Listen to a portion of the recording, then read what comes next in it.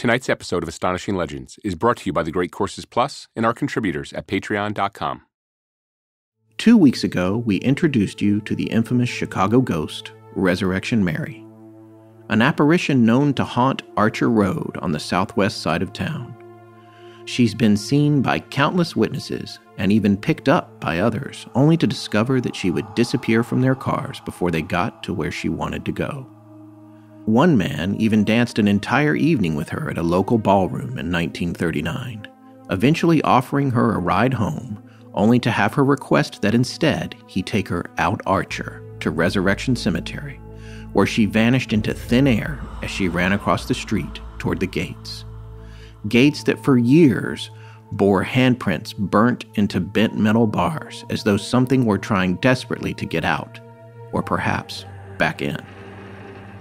Resurrection Mary would seem to fit the mold of a well-worn urban legend known to most as the Vanishing Hitchhiker. But what if the story here is bigger than that? We believe there's more to this than what's convenient to accept, and tonight we're going to take you further into the darkness.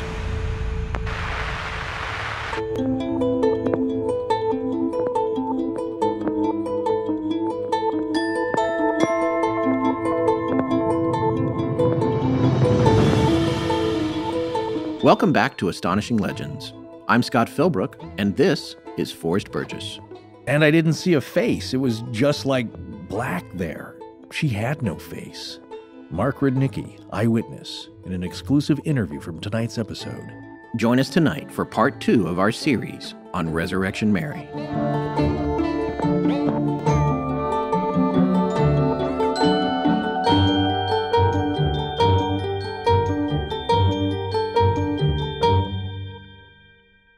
And we're back.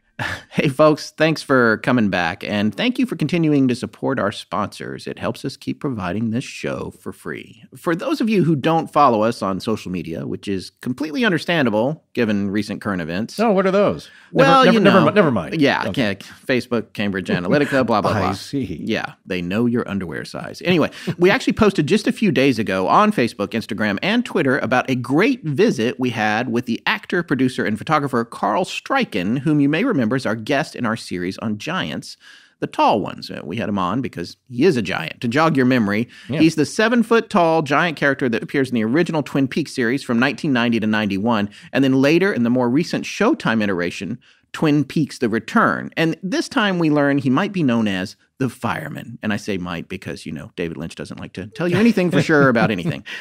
He also appeared as Lurch in The Addams Family, Mr. Hom in Star Trek: The Next Generation, and the Archillian in Men in Black, to name just a few of his performances. We wanted to get him a hat for being on our show, and it turns out our hats just don't come in a large enough size.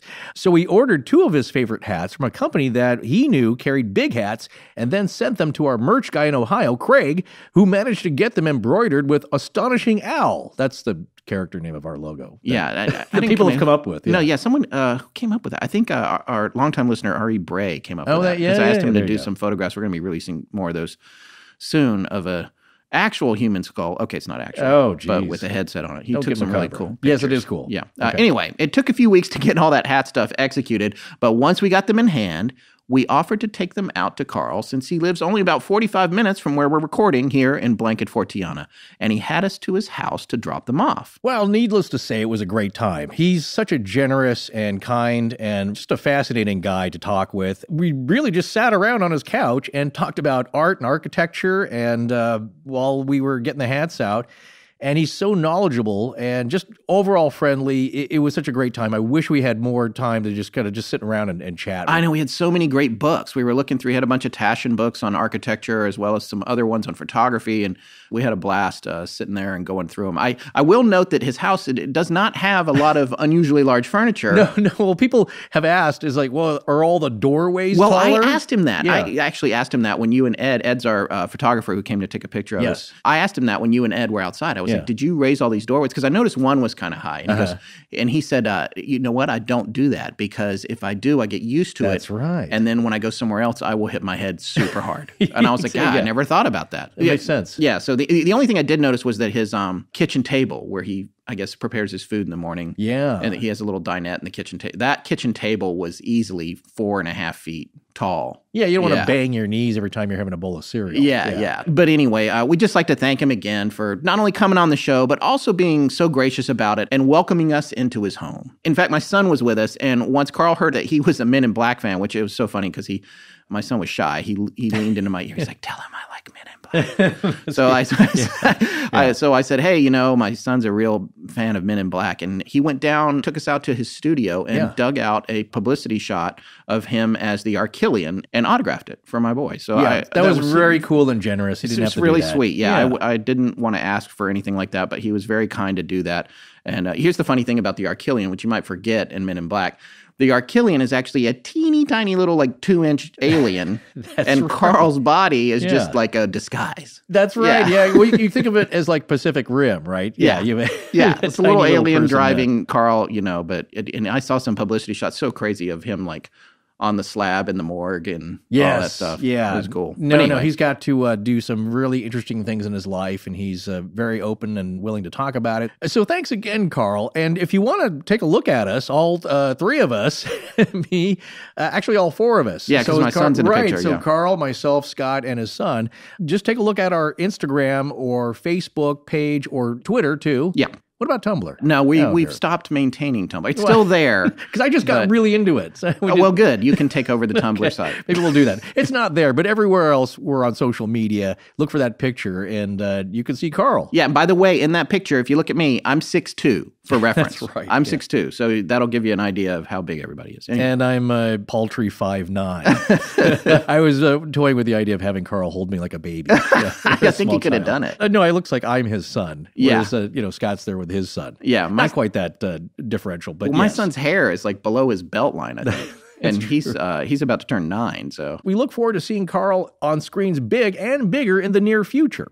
For our last quick reminder, we'll be in Kent, Ohio for the Kent Paranormal Weekend on April 28th and 29th. And there's a full day of great stuff on the 28th, including us going on stage at the Kent stage for about 50 minutes at 5 p.m. on Saturday night. Wait, did you... Yeah. We're really doing that. We need to come up with a presentation. Geez. And we need a real one this time. It can't be about your dirty clothes like the last one you did. That bought us a lot of time, and people seem to enjoy it. I just wish you'd run this by me. Yeah. Sorry. Anyway, I'm agreeing us to all kinds of stuff. No, it's very cool. But there's going to be a presentation about the shows that have, quote, and this is really Scott's quote here, move the needle of belief for both of us since we started Astonishing Legends. Yeah. I have a hunch that Scott's needle has moved more than mine. Your needle's not going down any, is it? No, it's just flickering ghost-like. Right. Yeah, but definitely Scott's been on a journey, which if you've listened to our I'm still on it. I'm still on it. I can't wait to see where this ends up. Well, anyway, there are some wonderful folks from the paranormal entertainment world lined up, and researchers and authors and all that, including Jim Harold. Talk about the Podfather. Yeah. That guy's it. So, I can't wait to meet him. And some other notable names that you've heard of. And there's also a ghost hunt on Saturday night that we will be participating in too. So if you can get there, bring your ectoplasm petri dishes. And also what's that device that the Ghostbusters had? The ghost meter? No, the thing that captured the, the trap. There you go. Yes, the trap. The ghost trap. Bring one of those. You know what? Come in handy. Ghosts I'm okay with. It's demons that I don't personally care for. We're not doing a demon hunt, right? Because no. I'll be in my trailer. We're not, but we'll try and get something attached to you. How's that? No, I'm definitely not down with that. But I don't mind a little spooky ghosts in the theater, I guess. I guess the theater must be haunted. That's what they say. Yeah. So a lot of theaters are haunted. That is a common thing. There's one at my alma mater, University of North Carolina at Greensboro. The building there is the basement where all the props are, which is creepy on its own, is supposedly horrifically haunted. So. Well, it's funny you mention that because one of the authors we're going to be talking about later and quoting from one of his articles, Michael Clean, has a book called Ghost Lore of Illinois Colleges and Universities. Oh, nice. So I can't wait to talk about that. Not about that book specifically, but he talks a lot about Resurrection Mary and has some real interesting insights and passages about the gate. The front gate there. So it's all connected. It is, but that is a common running thing. Any place that has a lot of human activity, and we've said this before, it's a common thing known, I guess, throughout paranormal is that Whoa. I just made something up. Yeah, just deal you with really it. went Just, far on that one. Neologisms. Tess loves it. That's why I do it. Okay. But any place that has had high emotion, even drama, so stages, theaters, hospitals, Routes, churches. heavily traveled routes. Exactly. So that's going to come up in Hotels. tonight's discussion because there are some famous Chicago streets here known for a lot of activity. There you go. Some great, like dancing, and some not so great. By the way, for those of you that have been worried, my arm is doing much better. I mean, for a long time, I couldn't raise it above my head or move it behind my back at all, but now it's so much better. I'm just thrilled to be out of pain and sleeping again. And I feel like it was because... Update, Chicago, Illinois. We interrupt this podcast with important new information on a story, Unsolved Mysteries, covered back in 1994, about a Chicago ghost known as Resurrection Mary. In that episode, we shared the story of eyewitness Mark Rudnicki, who was driving down Archer Road in southwest Chicago late one night in the fall of 1979. In the car with him was his girlfriend, his sister, and her husband. They were on their way home when they saw a glowing, ghostly apparition walking alone by the side of the road. Astonishing Legends was able to track down Mr. Rudnicki, and he agreed to an exclusive new interview to tell his part of the story that was left on the cutting room floor of Unsolved Mysteries. For every mystery, there is someone, somewhere, who knows the truth. Perhaps that someone is listening. Perhaps it's you.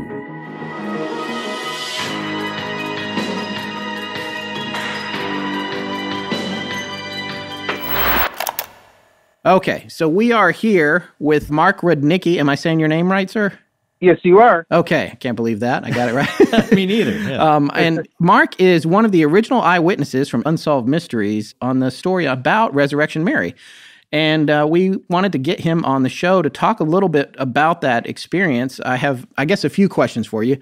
But I guess we should start out, Mark, with what you remember about that night. I know it was a long time ago, but what can you tell me about what actually happened that night that you had that experience? Well, I had gone out with my sister, brother-in-law, and my girlfriend at the time, who later turned out to be my wife. We were driving southbound on Archer Avenue, or Archer Road. We were very near Resurrection Cemetery. It was around midnight, maybe 1 o'clock at night, and it was very dark at that time. There was minimal street lights, and all of a sudden, we were in a Camaro, which had front bucket seats. I was driving. My girlfriend, I just felt her, like, pawing at my arm, and I could tell she was slunk down in her seat, and I couldn't tell, she didn't say anything, and then 2 to 3 seconds after, I felt her pawing at my arm, my sister yells out from the back seat, "Resurrection Mary, Resurrection Mary." So, of course, I was looking at the road at the time because it was dark and I really couldn't see. So I look up, and off to my right, there was a glow. And as we got closer to her, you could tell it was a girl. She had a long cream-colored dress on. She had blonde hair, shoulder length. And the only thing I really remember other than her walking so smoothly in the area where she was at, it was a rough grassy area, but you couldn't see any feet or any movement in her legs, but she was kind of like floating along the road. And then as we passed her, I looked back at her and I didn't see a face. There was just like it was just like black there. Like she had no face. And then we drove, I don't know, maybe quarter to a half mile down the road, turned around, and another car whipped around with us, and this other driver, he came up alongside us, and he was ghost white, basically. He was freaking out. He was by himself. We didn't roll down the windows to speak or anything, but he was just, you could tell by the expression, something had happened there. And by the time we had gotten back, she was gone. Wow. Yeah. This is so much better than the way Unsolved Mysteries portrayed it. There's so much more to it. So there was another eyewitness in another car, somebody you didn't know, and you guys both turned around. Yes. Wow. We both turned around, and by the time we got back to that area, she was gone. He was in the car by himself. He pulled up next to us. You could tell he was shaken. And my girlfriend, she slept with her mother for 3 weeks, after that happened. So how old were you guys? What year was this again? This was 79. 79. What were your rough ages? How old were you? How old was your girlfriend at the time? I was 22. We were both 22 at the time. And my sister is early 30s. Gosh, I have so many questions. It's just amazing. Yes, go away. Okay, let's start out. I mean, where were you guys headed that night? Do you remember what you were doing out on? And also, here's a question. I was curious. Do the locals call it Archer Avenue or Archer Road, or both? Well, actually, there's both.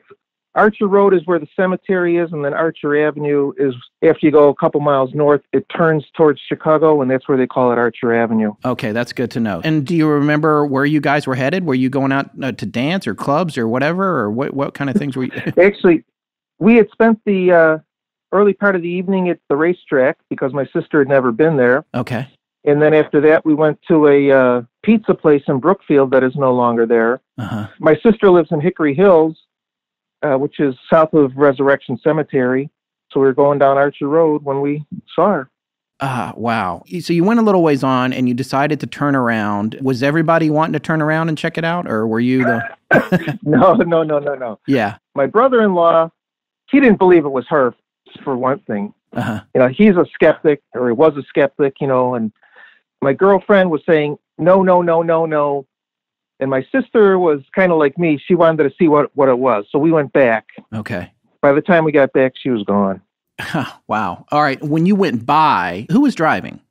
I was. You were driving. So when you went by, you looked back over your shoulder, and that's when you saw that this apparition not only didn't have a face, in spite of the fact that it was glowing, but it had kind of a void where its face should be. Correct. And you described her as floating along, not really taking steps, but just kind of floating down the side of the road. Exactly. How close to the shoulder was she? I'd say maybe 10 to 15 feet. Okay, so she's not like right up on the road. She's off to the side, kind of floating along. Right, because that section of road where she was at, there was no sidewalk. There was maybe a 3-foot gravel shoulder, and then there was like a grassy area after that. And so she was down in the grassy area. Actually, the grass kind of took like a slope up. Okay. It wasn't a slope down. Okay. Okay, I understand. Slope up.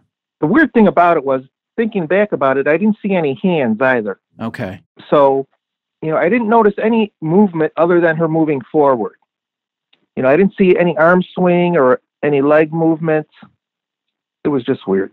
What's your personal life experience outside of this with this kind of thing? Have you ever seen anything prior to that or since then? Have you? I have not. This was my one experience. I guess I believe in ghosts, but other than this one encounter, I've not had any other encounters. So I can't say that I'm a disbeliever. I'm not really a believer, I guess, until I have another experience. But did this change your point of view when this happened? Oh, definitely.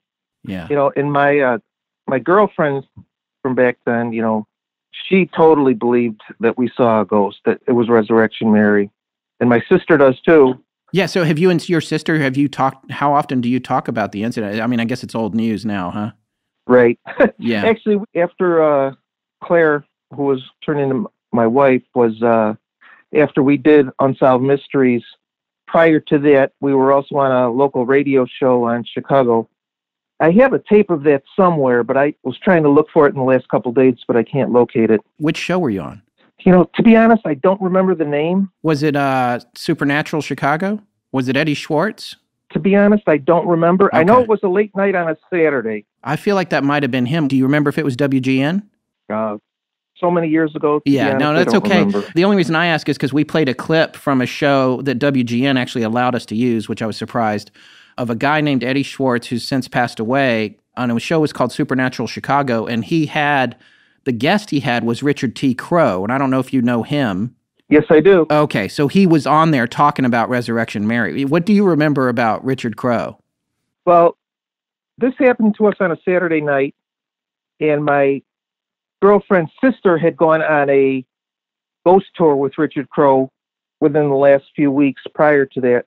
Okay. And so when she found out about it, she was like, "Oh, you have to call Richard. You have to call Richard."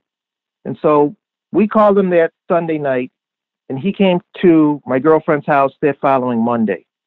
And he said he was surprised that we had contacted him so quickly after the event, because he says usually it's several months and then somebody will contact him, say, oh, we saw her or whatever. But through Richard Crowe is how we actually got onto the radio program. Okay. And Richard was a guest that night as well, I believe. Yeah, I feel like that probably was the Eddie Schwartz show. It's funny. You know what? I can reach out to WGN directly, because since I had to ask them for permission to use that other clip, I may be able to find that episode.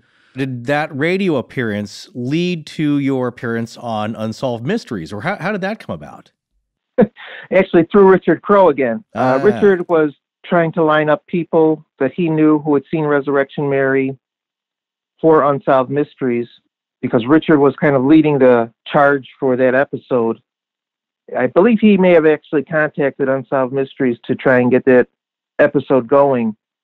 When Richard was alive, he had a ghost tour business in Chicago. Sure. That he would lead busloads of people and take them around the city, past Resurrection Cemetery, out towards Maple Lake, different sites.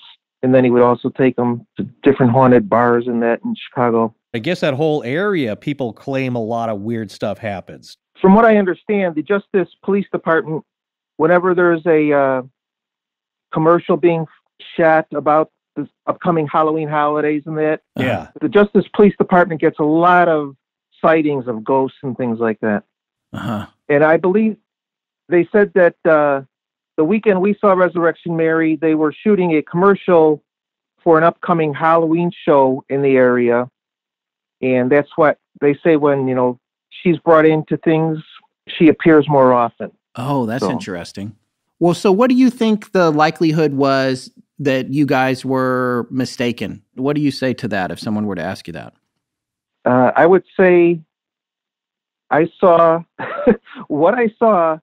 I'm 100% sure that it was an aberration, because by the time we turned around so quickly and got back, no one could have run away, because there was no place for anybody to hide or run to. Okay. And there was no way for anyone to generate that amount of light. Okay. That I saw. So there really was putting out a lot of light. Yes. That's fascinating. So what was the feeling that you had internally during this experience? Was it fear? What was going through your mind and body? I was in a state of awe, basically. I wasn't sure what happened at first, and then, it all happened so quickly. But my girlfriend at the time, Claire, she had fear. I mean, she was panic-stricken. Uh-huh. She was telling me, don't turn around. But, my sister said, go back. So I went back, and it all happens just so quickly. Yeah. I would say I was in awe. I was not afraid of anything. I was more curious mindset. Okay. So let's talk a little bit about you. Do you still live in the area? I actually live in Chicago, closer to downtown Chicago, about 3 miles due west of downtown.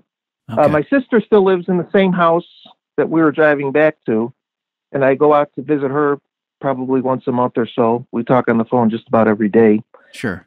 I do drive past the area, but typically I'm with my wife, and, I know that she doesn't like to appear to ladies, but usually when we're traveling down that road, it's usually light out. I know there have been spottings of her during the day, but I guess I'm going to have to go back when it's 11:30 at night one night and just cruise the road. See if she's out. We'll get one of those dash cams if you do. I'm kind of a car guy, so here's the most important question. Where is that Camaro? You still got it? No, unfortunately, after I had a couple kids, Camaro didn't turn out to be a practical vehicle with children, so we had to get rid of it. Oh, no. What color was it? It was silver. Nice. Silver gray. Nice. So what do you do? What do you do now? I am a director of IT development. Oh, cool. I work at a flooring wholesaler, actually. Okay. Yeah. My company has been in the business of buying other flooring dealers around the country over the last year and a half. So we're growing by leaps and bounds. Oh, wow. Well, that sounds like a good gig. Yeah. Keeping me busy. That's great. Good. Well, have you had any other experiences like that at any other establishments there? Because the reason is we started looking into this. You know, a few people had sent us emails saying like, well, you should check into the Ashbury Coffee House. That's haunted. Or the O. Henry Roadhouse, which is now the Irish Legend. That's haunted. Seems like every place on that Archer Triangle, was the phrase I was going for before, is haunted. And then somebody wrote into us saying that the Argonne National Laboratory out in the woods there was a spooky place that the kids would dare each other, because it was a lot like Stranger Things, where weird experiments were going on possibly, and it was a spooky place to go. So I was just wondering if you had any kind of other experiences or heard of any stories or legends yourself growing up as a kid around there. Actually, growing up as a kid, the only legend I really heard of was Resurrection Mary. Wow. You know, there's several bars in the downtown Chicago area, on Division Street in that area, that are people have felt cold winds and, you know, things like that. I've eaten many places along Archer Avenue, Archer Road. Yeah. I've not had any other encounters. Have you heard about the gates and the handprints on the gates at the cemetery? Yes. What's your take on that story?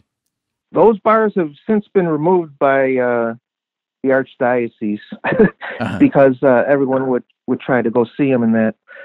Part of that legend, I find that hard to believe, you know, that a ghost would do that. Yeah. But I don't know. That's a little hard for me to believe. I believe somebody came, you know, by with some acid on some gloves one night and did that. Oh, that's interesting. Okay. Well, what was your experience like with Unsolved Mysteries? What was that like, shooting that segment and everything? Actually, they actually took us to the Willowbrook Ballroom. Really? And yes. You know, we were talking to the director. The director was asking us the questions off camera, you know, so we didn't, meet any of the stars of the show or anything. It took an hour and a half to shoot our segment, which basically wound up on the cutting room floor, other than, you know, our 10 to 15 seconds of fame there. Yeah.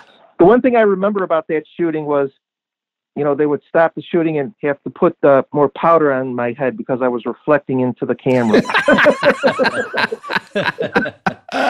Oh, boy, the glamorous Hollywood life there. Yeah. Do people reach out to you like I did or try to and ask you if you're the same guy, or is it quieted down for you? Actually, my sister, who lives in Florida, I guess the episode is aired down there over the last couple of years. And my sister gets the question, "Oh, is that your brother?" And so, you know, that's the only question I get about it.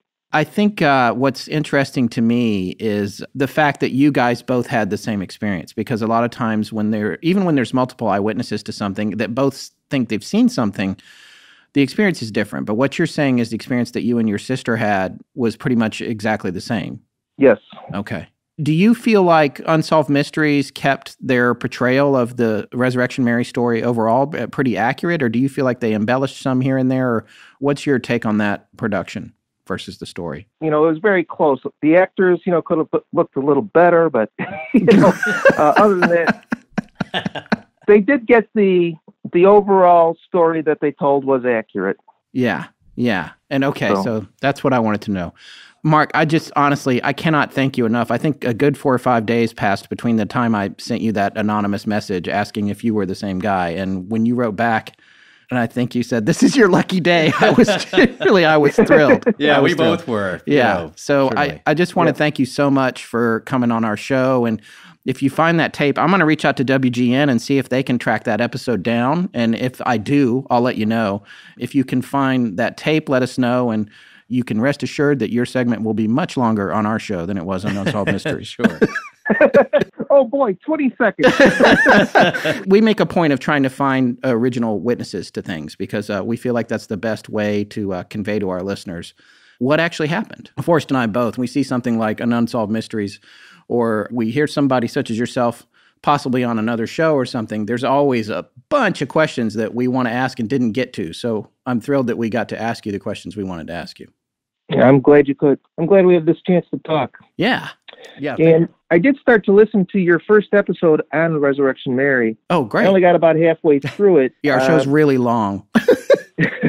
Sorry about that. Well, actually, I'm driving down to Florida next week, so perfect. I plan on finishing your episode and whatever else, other episodes I can get of yours. Oh, well, thank you. Thank you so much, because rarely, again, do you hear the original story or original, sighting from the actual person. And so that's always a treat for the listeners. Yeah. They hear it directly from the source. We feel very fortunate to have talked to you, so thank you again. Yeah, you're welcome, Scott. All right. Good talking to you and Flores. All right. Take care. Thank you. So we finally gotten to the last lecture in the course, The Mysterious Etruscans, over at the Great Courses Plus. So why don't you tell everyone why they're so darn mysterious, Forrest? Because it's still not entirely clear where they came from and where they went. But we can form some sort of theory based on a legacy of cultural traits, artistic design, and even some clues from DNA testing. Yes, the basic overall picture is that the Etruscans of Italian Tuscany were absorbed into Roman culture and rule. There's not much evidence for Etruscan cultural continuity after the fall of the Roman Empire, but something interesting that happened in the 14th century was that there was a new craze for all things Roman, or what we call the Renaissance, and it was actually a celebration of many aspects of Etruscan culture. Okay, so it seems that the Romans absorbed many principal elements of Etruscan culture, but then what about the answer of where did they come from and where did they go? And the answer seems to be nowhere. DNA analysis suggests that genetic links between the Etruscans of Tuscany and Anatolia, or modern-day Turkey, go back as far as 5,000 years ago. Meaning, as a people, Etruscans developed their culture in central Italy. They didn't bring it with them from eastern Mediterranean shores, and they didn't take it elsewhere. So now you might be asking, why should this matter to us nowadays? Well, think about it. So much of our culture here in the West is influenced by Roman culture, and Roman culture was heavily influenced by Etruscan culture. So the next time you see men and women dining together in public, or your drive along east-west streets is intersected by north and south streets, you can thank the Etruscans. We think you'll find everything over at the Great Courses Plus fascinating too. And for a limited time, you can sample any of their over 9,000 lectures with an offer for a special free month of unlimited access just by signing up with our special URL. In fact, do it right after you get done listening to us. Believe me, it'll be like a breath of fresh air and real learning. So start your special free 1-month trial today. Sign up at thegreatcoursesplus.com/legends. That's thegreatcoursesplus.com/legends. I'm Chris Perez, and this is Astonishing Legends. Now let's get back to the show. So how much fun was that talking to Mark Rudnicki? I loved hearing a first-hand account of it. Yeah, it's really cool, and that's what we were saying. We always try to get somebody, if you can. If it's a story that's several hundred years old, you can't do that. But in this case, this story it's gone on for a while, and it's still going on, but it's so great to talk to someone who actually saw something. Right. And I think back in the heyday of most of the sightings, this is the hot time. She's right behind you. Well, she's very nice. That's the thing Yeah. I love. Yeah, she's not appearing in the mirror behind you to drag you to hell. Yeah. She seems to be very benevolent. What's interesting, though, is that this is right in the prime spot, I think, of the flap, you would call it, of sightings. Yes. But they still seem to go on to this day. Yeah. There were a lot of details with Mark's story that I loved hearing. You know, he said he talked to Unsolved Mysteries for like an hour and a half, right? And then they used like 11 seconds. Well, that's every television and movie production. Yeah. And most of it ends up on the floor. Claire Lopez Rudnicki, who was in the interview with him or whatever, they're not together anymore. So, right. And I think she got more screen time than he did. But they were all in the car together, along with his sister, who he just said they still talk about it, and have still talked about it, and she still lives in the house they were headed to that night, because they were actually, I think, going to take her and her husband home. Right. And I think they'd had pizza earlier. Yeah. And they were on their way home. And what's good about this sighting is that there's 4 witnesses in the same car. Yeah. But it follows also the rules of Mary, in that there are men present in the car. Usually, as we explained in part 1, rarely is it just a woman sighting her. There is that one case of the woman driving the Mustang, the 65 Mustang, who saw a body by the side of the road. Yeah. But when Mary interacts with you, most all the accounts have a man present. Yeah, but not all of them. No, but that's the majority. Yeah, so that's kind of the MO of Mary, is that usually there's a man present, or if it's in mixed company, there are also men there. So it's rare that she will get into a car, though, with just women. Yeah, and the other story from that same Unsolved Mysteries episode, which there was 2 women in the car. Yeah. Where they thought they ran into her or ran over her. Right. But she didn't get in the car, and they didn't hear an impact or anything. They just they saw her go in front. No, and slammed on the brakes. Yeah, exactly. So as we explained before, it's like part of the elements of the other sightings is that sometimes she gets in the car, sometimes she's just seen by the side of the road. That seems to be very prevalent. Sometimes the car accidentally hits her because she runs out in front of a car. Yeah. And people hear a thud. Yeah. Sometimes they hear it and sometimes they don't. Sometimes they don't. Sometimes she passes ghostly through the whole car as they're driving through, Matrix style. Yeah. Matrix Part 2. Yeah. It's a lot of variation here, but generally the image of her remains fairly consistent. Well, one of my favorite things about Mark's story and what I loved about hearing it, and you can see why Unsolved Mysteries, they're doing all these different segments and they only have a little bit of time, which is what we love about podcasting. We get to, if the story's interesting, we get to keep it all. Right. And what I thought was really interesting about Mark's story that you didn't hear in the Unsolved Mysteries episode was the fact that there was this other witness in this other car. I love that because that changes the whole dimension of it. It's not just the four people in this one car. Like you've got family and friends or whatever. When you start to think about, is this true? Are they making it up? Is it mass hysteria? Right. When you put that other car in the equation that he talks about, that they turned around and the other car turned around as well. Yeah.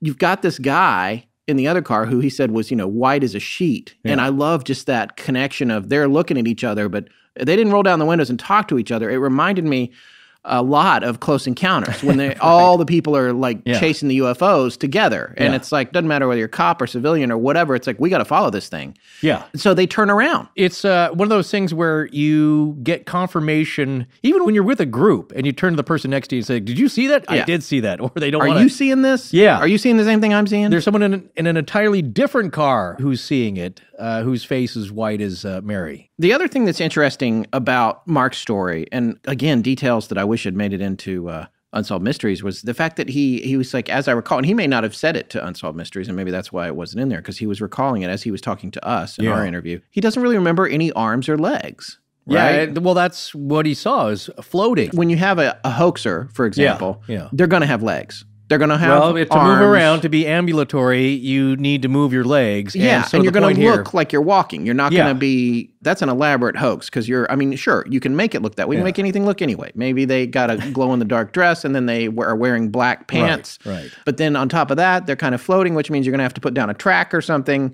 There's just so many things that would go into, like if you were going to hoax this, maybe now, sure, a little bit easier, I think, than back then. But then for them to go back and not see anything, it's really interesting. And for me, Mark's account is very convincing. We talked to him for a good while, and he's just one of those stand-up kind of guys. Yeah. Doesn't seem like he's putting anything on or pulling your leg. And for this long of a time to be keeping that up. No, well, he's labored in relative obscurity until we came along and plucked him out from the history of television. Right. No, seriously. Mark, again, thank you. Thank you so much for coming on the show. And again, also the other thing I love, and they did talk about this on Unsolved Mysteries originally, was there was no face. And that is really, that's creepy. That's part of one of the several elements to this story, to Mark's story, that are common that I've seen and read about in other accounts with other ghosts. Sometimes there's no face. There's another girl by the side of the road story like that with no face that I'm hoping to get to maybe in part 3. Yeah. And then there's things like the no legs, because unless you're wearing a hoop skirt, you're in a dancing gown or ball gown, you're going to see legs move.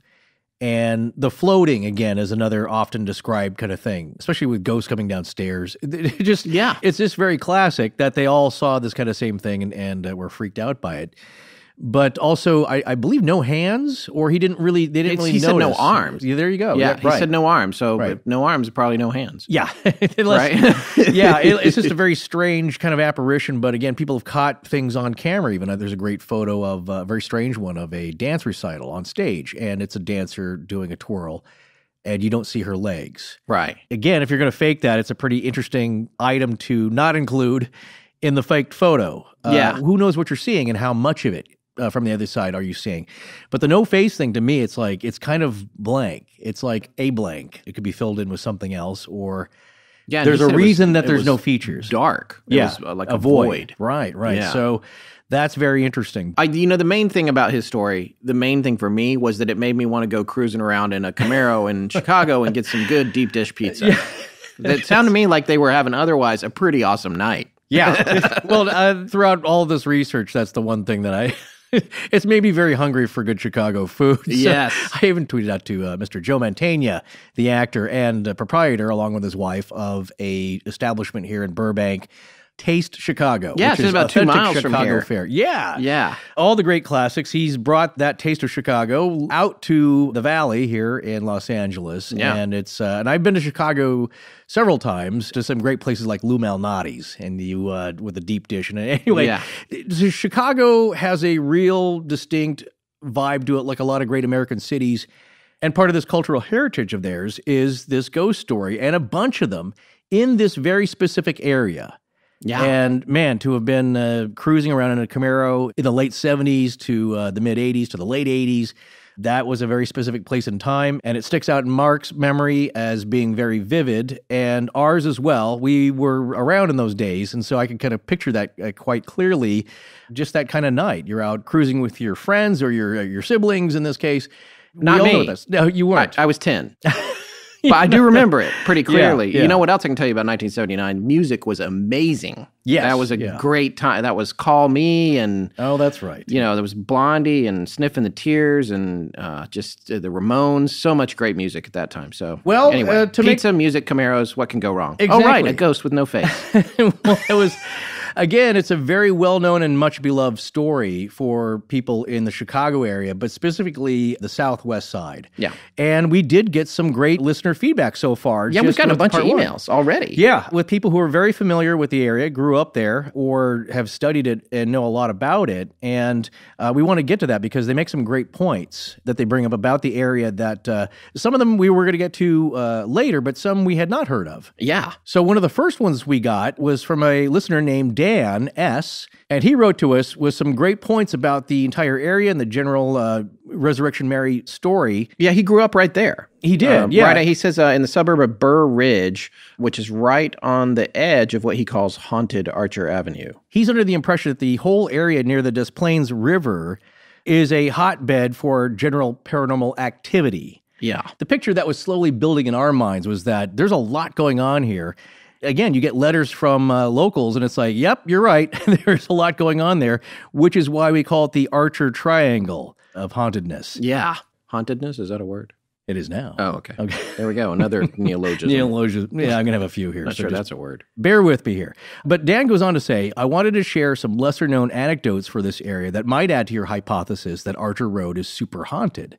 Right near my old subdivision, there was an abandoned home near the site of the murder of the Grime sisters near County Line Road and German Church Road. This is a pretty amazing story. The Grime sisters, that's a famous unsolved crime that took place in Chicago. Well, and it might be Chicago's most famous and one of its most gruesome unsolved murders. Yeah, the basic setup for this is just after Christmas, 1956, Patricia and Barbara Grimes, who were 13 and 15, had left their house to go out and see the Elvis movie, Love Me Tender. For the 11th time. Yeah, they were huge fans of Elvis, and this was 11th time. That's more times. I think I saw Star Wars in the theater maybe 9 times, so Right. They're beating me there. But the sad news is they actually never came home that night, and it was a full 25 days, almost a month, before their naked, frozen bodies were found just off a street known as German Church Road. And they had been callously dropped just over the guardrail within a few feet of a precipice leading into what at the time was known as Devil's Creek. Now, the interesting thing about German Church Road is it's just across the Des Plaines River and only a few miles from Resurrection Cemetery and Archer. This whole area, and we're going to talk about the region a little bit later on here, it's one of the few residential areas or collection of small towns and suburbs that is diagonally situated. Yes. Along the river. So that's what's actually determining the layout, is that the Des Plaines right there runs kind of southwest to northeast. Yes. Adam Seltzer, who's coming on the show later in this episode, talks about the origin of those roads. The ones that don't run on the grid system are pretty much all Native American trails. Yeah. Exactly. So there's a lot of water here. We're going to get to that element too about the whole area because it may have something to do with the increased occurrences of paranormal activity. And this one, I think Devil's Creek is now called Flag Creek. Okay. I'm looking at the map here Yeah. at German Church Road, and where I believe, kind of where they found the girls, along the bank there was Devil's Creek at that time. So I'm not sure. That's we didn't have time to really get into it. It just kind of occurred to me right now. I'm looking at the map that I don't see a Devil's Creek. So after that horrible incident, maybe the name was changed. And then the other thing that's crazy about the Grime story is that the girls, after they went missing, they were seen all over town in multiple places by lots of witnesses, right? Yeah, this is one thing that makes this story particularly chilling and eerie and possibly paranormal, is that they were sighted multiple times. Yeah. I mean, this was a big case, and even Elvis himself chimed in by issuing a statement from Graceland as a plea for the girls to come home because their mother, Loretta Grimes, was extremely worried, but there was no answer to that. But we have to get to the creepiest thing about the Grime sisters. Yeah. That's the phone calls. Did you read about that? Yes. By the way, we're getting this information from a great website that we are constantly referring to. It's called prairieghosts.com, P-A-R-I-R-I-E, ghosts.com. Right, by Troy Taylor, I believe, Yes. author and paranormal investigator. We've referenced him quite a bit in part one. Yes. So really, it's just a wealth of information, this website of his. And we'll have a link to the Grime story that as he has it on his website. But what's fascinating about this, I'm going to read this directly from his page. How can we explain the 2 telephone calls that were received by Wallace and Ann Tolston on January 14th? This is January 14th. This is a long time after, right? But not quite. They were still missing at this point. Their daughter, Sandra, was a classmate of Patricia Grimes at the St. Maurice School, and they received these 2 calls around midnight. The first call jolted Mr. Tolston out of his sleep, but when he picked up the receiver, the person on the other end of the line did not speak. He waited a few moments and then he hung up. About 15 minutes later, the phone rang again, and this time Ann Tolston answered it, the mother. The voice on the other end of the line asked, "Is that you, Sandra? Is Sandra there?" But before Mrs. Tolston could bring her daughter to the phone, the caller had clicked off the line. Ann Tolston was convinced that the frightened voice on the telephone had belonged to Patricia Grimes. So the thing that's freaky about this is there is a general presumption when their bodies were found that they had been dead pretty much since the night they vanished. This would have been a couple of weeks after they were dead that these phone calls came in. Yeah. There's a couple of other elements to this story that I did want to quickly touch on, which actually come from another website, hauntdetective.com, which is Chicago's Haunt Detective. Yeah. I guess they do tours and stuff like that as Yes. well. One of the things that they talk about on their site with regard to this is an abandoned house, and there's all kinds of lore about this house. Supposedly it was abandoned pretty close to the day or the day after the girls' bodies were found. And it had dishes in the sink, a brand new car in the garage. There were children's toys, all this just left behind, and food on the table even. There's just all kinds of stories about why it was abandoned. Maybe it was squatters that were in a house that was unoccupied. Maybe it was the perpetrator. Here's the other thing, though. Besides the abandoned house, which I guess it became a rite of passage to go visit this house for kids in Chicago, there was also a ghost car. And the reason that we want to talk about this is because in part 3, we're going to have a story from a friend of the show about a ghost car. That's pretty fascinating, although it's a different kind of thing. But the story is that you could theoretically hear this car going to the area where the Grimes girls' bodies were found and pulling over at night, and someone opening a door and then opening a trunk and hastily slamming the trunk and driving away. But you never see anybody. You just hear it. So there's a lot of aspects to that. And this is all taking place out on German Church Road. And we're just, a hop, skip, and a jump from Archer and all the other stuff. We're just on the other side of the Des Plaines River. Yeah, actually, if you take from Archer, if you head northwest on Willow Springs Road, it connects up with German Church Road, just across the river. Yeah. So the point that we're making about this story, and that Dan was as well, is that there's a lot of bad historical mojo associated with the area. Not all of it tragic, other than regular people passing away or possibly people on the road getting hit by cars.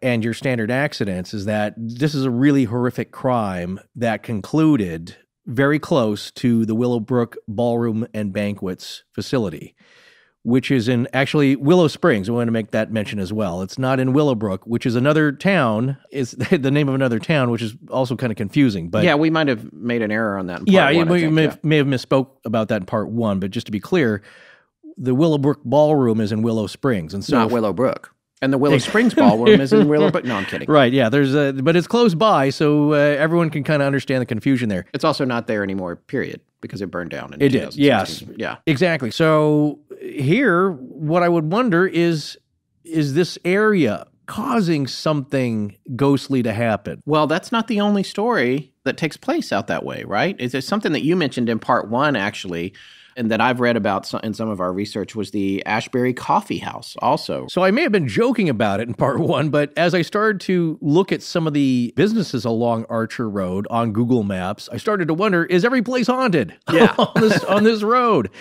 But then Dan confirmed it by saying that another haunted building is the Ashbury Coffee House on Archer Avenue. A great vibe. A lot of eclectic people go there, but the vibe does seem a little strange because it's a very old building. Right. Along with a lot of other ones along this street. And another thing that Dan mentioned, I'll mention briefly here, is that during the Satanic Panic years of the late 70s and early 80s, there were tons of stories about hauntings, satanic cult activity, all coming from this area here. And he also confirms what you were saying earlier was a teenage rite of passage during this time to go to the site of the creek and where the bodies were found in the middle of the night just to see what happened. Yeah. Again, that's part of local legend and urban lore here that is definitely part of this Archer Triangle. But here's a little background on the Ashbury Coffee House. It is at 8695 Archer Avenue in Willow Springs.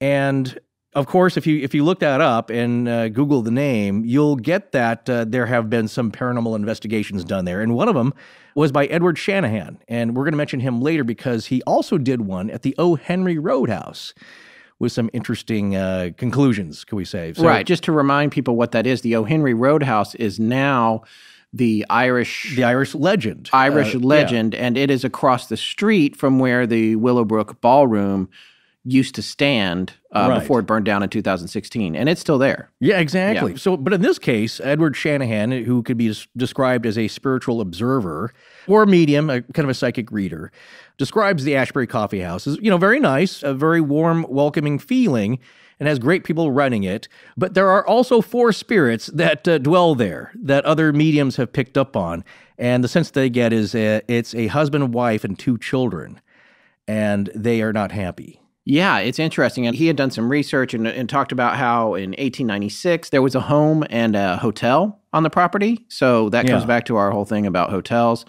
In addition to that, there were some stores back in the day. So what's interesting about this is that, again, it's on Archer. And as we indicated in part 1, we're going to talk a little bit more about, and even Adam mentions, who's the author we're having on later, that Archer is an old Native American trade route and traveling route. And that's where that street is, as well as, and you'll hear him talk about many other of what he called the diagonal streets in Chicago. Yes, exactly. So we can go all the way back to the first habitation of Native Americans in the area. And for white Europeans, at least the mid to late 19th century. And that's another interesting thing about the ghost that I believe it was Kathy, who was one of the mediums at the Ashbury Coffee House that Edward Shanahan was interacting with. And she's the one who described the 4 spirits. But people have seen this ghostly family, and they look like they're wearing clothes from the 1800s. Right. So that's creepy enough. But there's a lot of activity upstairs. You can go see pictures of it. If you just Google it online. But anyway, so there you go. That's a coffee house that you're getting more than just a really good latte. Well, let's talk about, this one was a surprise to me. As much as we'd been digging, this falls under the category of really enlightening things that we find out from listeners, which is what I love now when people email us stuff. We actually hadn't come across this, and that is the presence of a Stranger Things-styled lab right in the area. Right? Pretty dead on. Yeah. That's another thing that Dan had mentioned. And I'd heard of the name, but I wasn't making too much of a connection so far. But Dan goes on to say, the Argonne National Laboratory is a bit out of the way from the cemetery, but when you look at it on a map, you can see that the whole region is a giant haunted forest preserve in Cook County. And a lot of the activity that he grew up hearing about centers around these woods. And the reason that he brings this up is because it's a site where the Manhattan Project was worked on. And as a kid, the entrance of the lab was in the middle of these creepy woods, and we were always told this is highly top secret. And here's the other thing about the woods. This came from Tim S. He wrote in and said, it has the burial site of the first nuclear reactor, Chicago Pile 1. Yeah, you want to explain just what that means? Well, it was buried there, I guess, in 1949, which is just 10 years after Jerry Palis's Mary sighting, but is interesting, contributing more to the activity along Archer. Here's a Wikipedia entry about Chicago Pile 1, or CP1. It was the world's first nuclear reactor, and this is from Wikipedia. On December 2nd, 1942, the first human-made, self-sustaining nuclear chain reaction was initiated in CP1 during an experiment led by Enrico Fermi. Ah, the Fermi Paradox. Yes. Isn't it all connected? It is all connected. Okay. The reactor's development was part of the Manhattan Project, as Forrest just said, the Allied effort to create atomic bombs during World War II. It was built by the Metallurgical Laboratory at the University of Chicago under the west viewing stands of the original Stagg Field. Fermi described the apparatus as, quote, a crude pile of black bricks and wooden timbers. Yeah, well, that goes to describe the pile part. Yes. And again, more top secret stuff. And as our other listener, Dan, said, he always jokes with people that he grew up in a literal Stranger Things town with a top secret laboratory placed in a geographic paranormal hotspot similar to Montauk, New York. But he says he's always had this weird feeling over there in that area. And I think it adds to the conclusions you've drawn on in past shows that phenomena like this are actually tied to the land. Yeah. So there you go. Really interesting email from Dan. Thank you very much for that. And it points out some things that, again, were on the fringes of our radar, but weren't making a real connection with. But certainly as a local, you do. Because the lab that Dan is talking about is a real place, and it really is top secret. And this is another quick description from Wikipedia. The Argonne National Laboratory is a science and engineering research national laboratory operated by the University of Chicago, Argonne, LLC, for the United States Department of Energy, located near Lamont, Illinois, outside Chicago. It is the largest national laboratory by size and scope in the Midwest.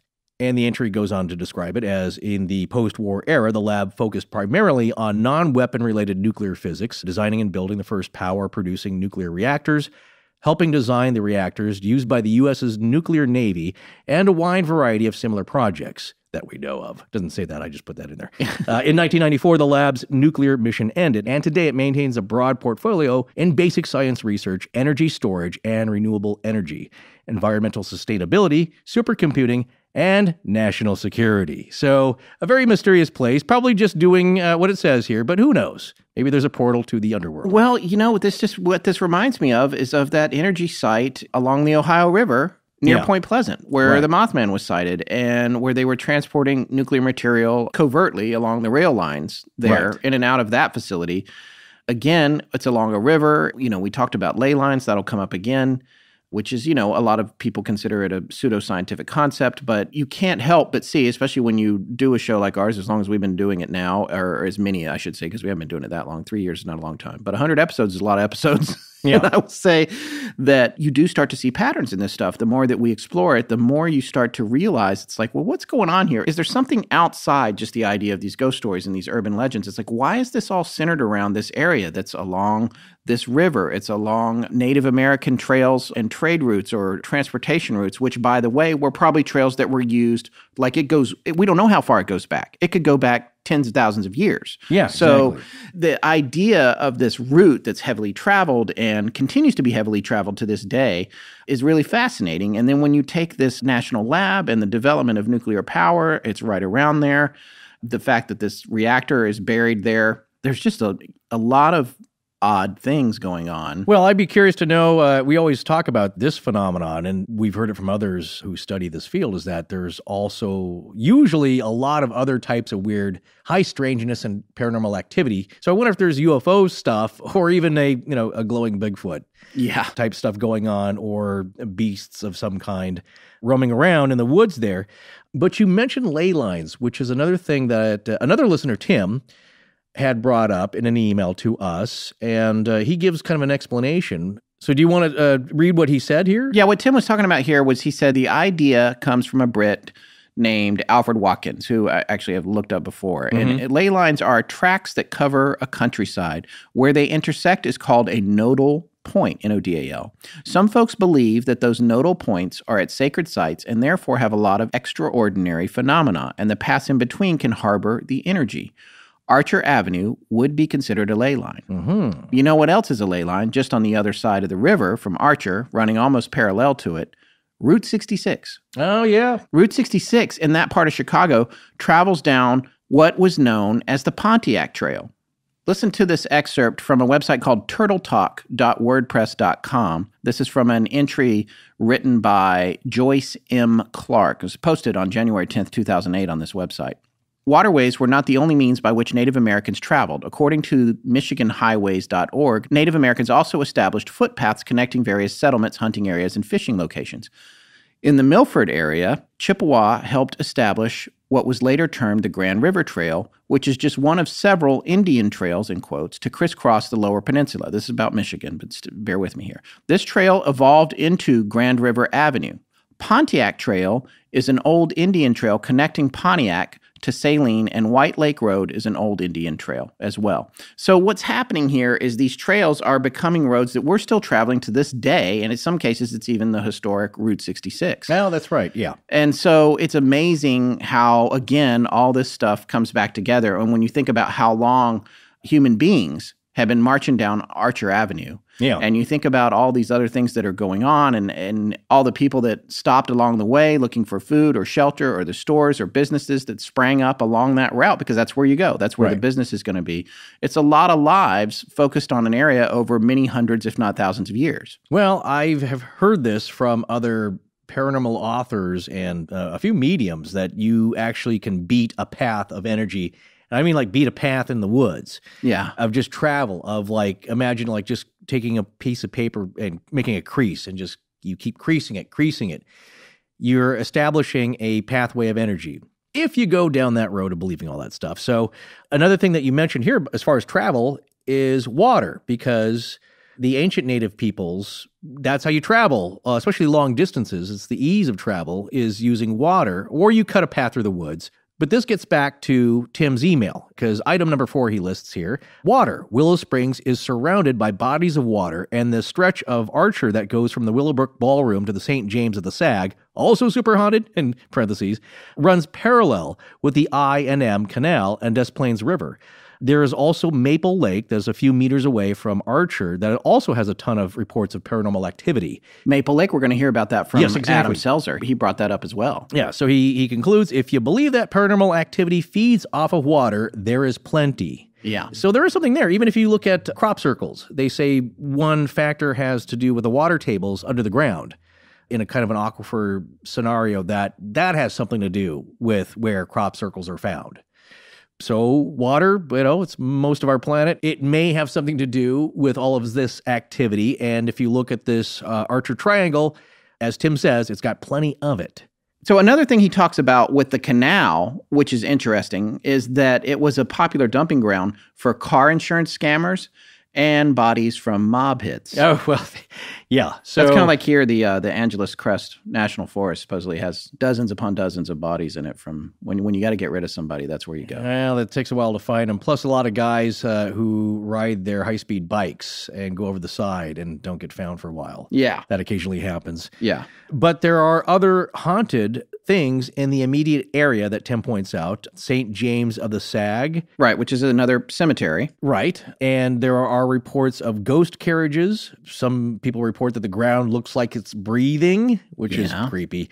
And the appearance of ghost monks, which was initially, I believe, reported on, at least in the media, by Richard Crowe, local Chicago famous ghost hunter. Yes, we talked about a good deal in part 1 and played that audio clip from the show he was guesting on, Eddie Schwartz's show, Supernatural Chicago, from WGN way back in the day. So the last few things that Tim also mentions, as well as Dan, is the disappearance of the Grimes sisters and the Irish legend, which is across the street from the ballroom, as we're going to discuss here shortly, being an old speakeasy with a haunted basement and attic. Yeah, because speakeasies tend to have conflict, and sometimes people go in and don't come out.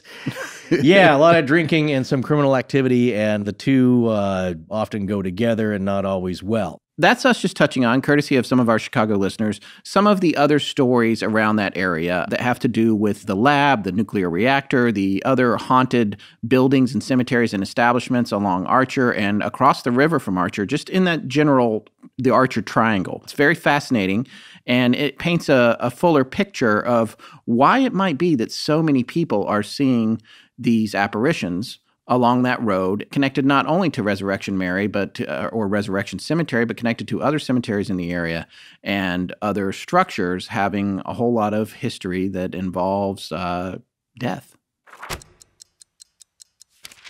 I'm not afraid to admit it, but we're a little cautious when it comes to covering conspiracy theories. Well, you got to be careful in how you approach the subject because people get very invested in their own hypotheses, and the discussions can get very contentious. You don't want to kick that can of hornet worms. I think you're mixing your metaphors there, but one show that's not afraid to dive headfirst into the world of conspiracy theories is a new one from the Parcast Network called, you guessed it, Conspiracy Theories.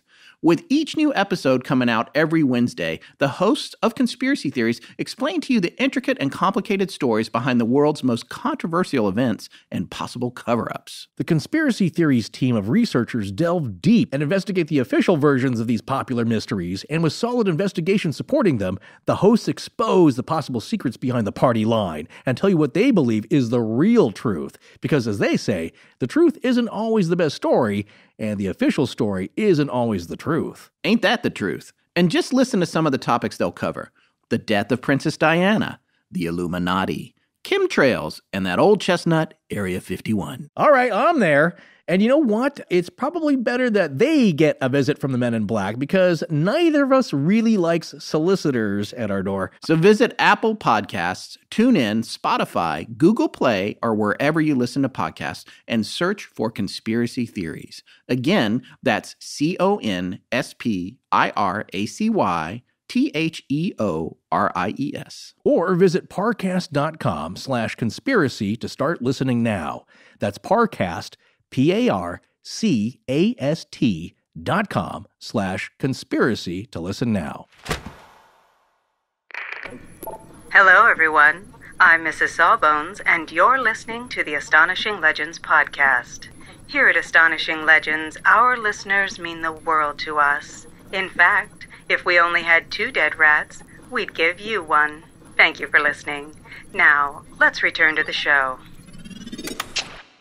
So let's learn a little bit about this whole area, which is anchored on historic Archer Avenue. Because here we have Resurrection Cemetery, the Willowbrook Ballroom, and many other historic Chicago businesses and landmarks, and they all seem to be bordered by the equally historic Archer Avenue, which runs somewhat parallel to the Des Plaines River in a southwest to northeast direction. And you add to this the haunted German Church Road around where the Grime sisters' bodies were found, and again, which you can get to from Archer Road by taking a northwest route along Willow Springs Road and crossing the river there. And it starts to seem like this whole area has a very long history of bad mojo. So what is it about this street that seems to be generating so much paranormal activity? Well, let's now take a look at the early history of Archer Avenue and see if there are any clues as to why it seems like such a haunted stretch of road. Yeah, this is pretty fascinating. Tess found this amazing PDF called Preservation Chicago, Chicago's 7 Most Threatened Buildings, 2007. This is from the website preservationchicago.org. And it's pretty interesting. Traveling down Archer Avenue is like taking a trip back to the golden age of an early Chicago commercial district. The oldest part is Bridgeport, a neighborhood with its own distinct identity that hosts a mix of architectural styles. To this day, the architecture of the late 1800s remains, even though some of it is in disrepair. Archer Avenue was once a planked-over roadway along the route of an old Indian trail called the Road to Willow Browns. This route saw a sudden burst of activity when construction of the Illinois and Michigan Canal was begun in the 1830s. You've heard us mention that earlier, the I&M Canal. Right, yeah. A new town was formed named Bridgeport, the only part of Chicago that is diagonally oriented, which is something Forrest pointed out earlier. There might have something to do with the ley lines, geometry, the sacred geometry, the natural geography of the place. Yeah. There you go. It's interesting. It continued to boom in the 1840s with many Irish and German immigrants arriving. The immigrants worked on the canal construction as well as in the stockyards that lined the South Branch prior to the creation of the Union stockyards. Archer Avenue, we mentioned this briefly in part 1, was actually named in honor of Colonel William Archer, who was one of the 3 original I&M Canal commissioners overseeing its construction. Archer Avenue thrived over the next several decades with nearby lumber yards, steel mills, and the new Union stockyards as key places of employment. There's a lot more here. We'll give you a link to this PDF. But one of the things that we were talking about is human activity and how strong it appeared to be in the area. In the 1880s and 1890s, when the largest of the surviving buildings were constructed, the street featured union halls, boot stores, funeral parlors, livery businesses, grocery stores, bakeries, and everything else to serve a booming residential community.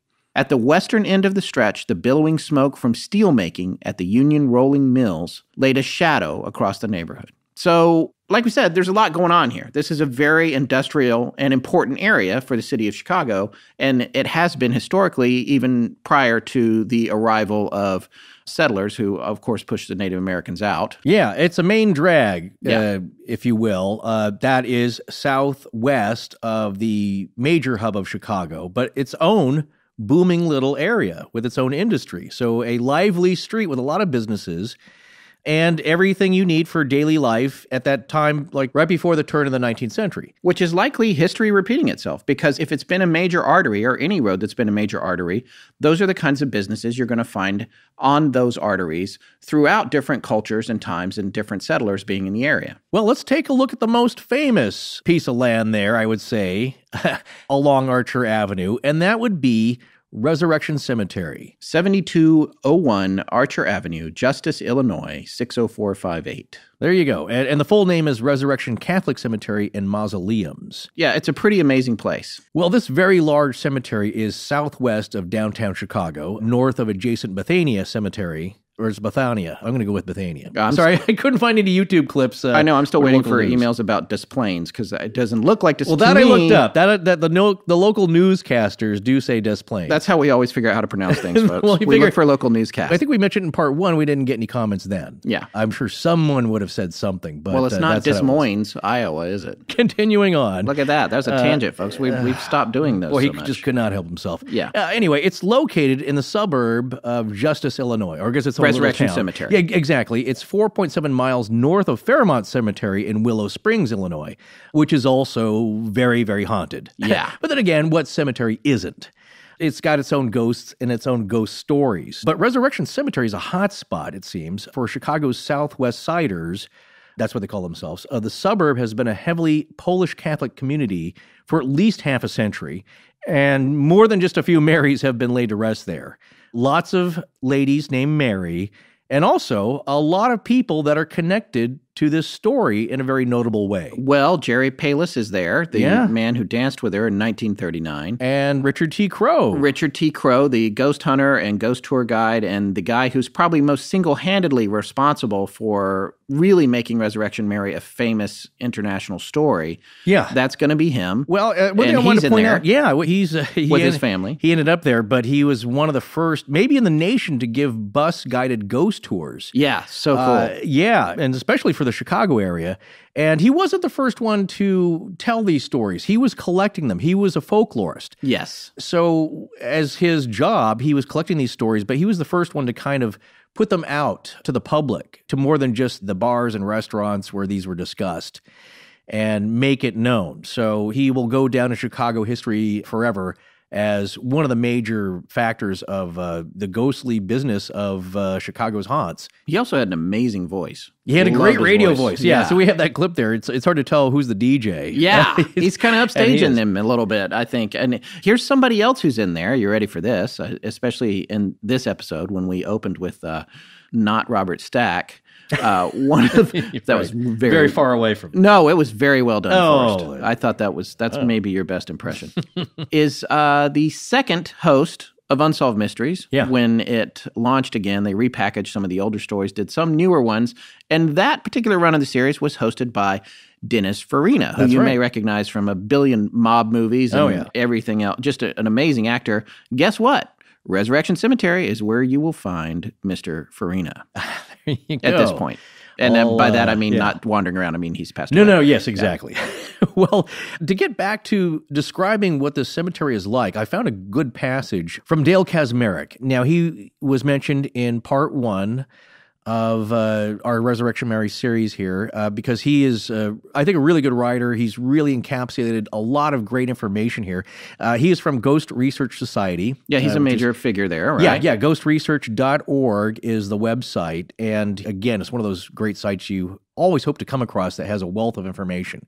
But he's got a lot of great stuff, a great, huge page on the whole Resurrection Mary story as well as the cemetery. Yeah, he points out that it's actually 540 acres, one of the largest cemeteries in North America.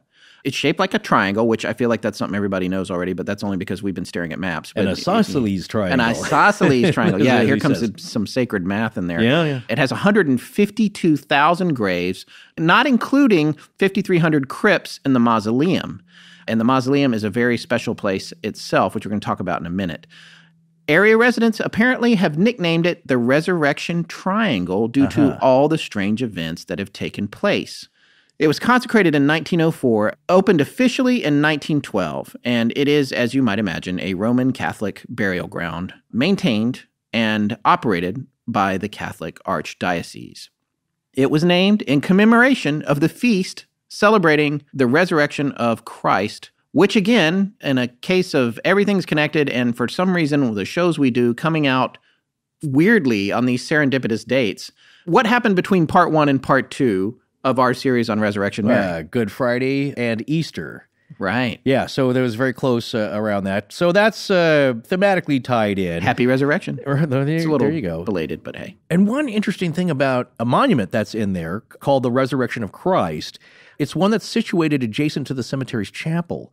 It's a large gray stone figure that is said to be a favorite of the ghost of Resurrection Mary. Yeah, she's purportedly been seen dancing in front of it, Yes, right? there have been reports of Mary dancing at the foot of this monument on several occasions.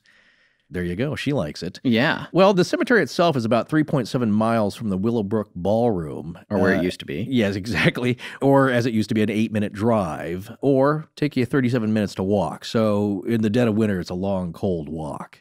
Even for a ghost, probably. Right. So you may, if we're talking about the cemetery, you may have remembered that in part 1, I was mentioning how I thought term graves were kind of a crazy idea. Right. But they still do this, apparently. And Yeah.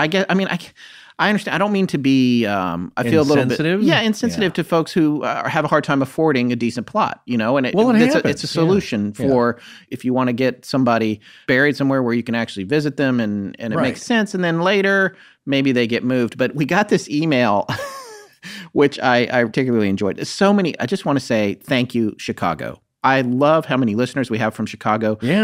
Usually we get responses after series are completed, but this one, they just started rolling in right after part 1, and it's just awesome to have everyone reaching out to us with these great stories. So listen to this email from Demetra. I didn't ask permission to say her name, so I'm not going to say her last name. I'm going to say Demetra R right now. She said, hi there, just listening to the Resurrection Mary episode, part 1. Scott was saying he didn't think term graves are a thing. Well, back in 1992, my parents, who live on Long Island, had a friend that passed away suddenly. The deceased's wife had to buy a burial plot. The plot was 3 times more expensive because it was not bought in advance. That seems a little wrong. But anyway, and I don't mean wrong factually, just wrong ethically. But I'm going to let that go right now. Buy ahead. That's the better plan. Who thinks about buying burial plots, you say? My mother, always looking to save, decided to buy a double plot for her and my father behind his back. She paid $900 in comparison to her friend's $3,500. What a deal, right? When she finally told my father about her investment, in quotes, I took a good look at the paperwork. It was a 99-year lease. It doesn't have an option for any extensions, and there is also no information. The big joke I have with my parents, who are still both living, is that they're running out of time on their leased burials. My mother finds the entire thing hilarious, mostly because she said, I won't care once I'm dead. Exactly. By the way, this is like such a great Chicago email. I love it. Yeah. It's just, Well, that's the attitude of once you get older, folks. It's like, I don't care. It's your problem. I'm your problem now. I'll be dead. Yeah, I'm off to better things. You got to worry about me now. Where you going to stick me?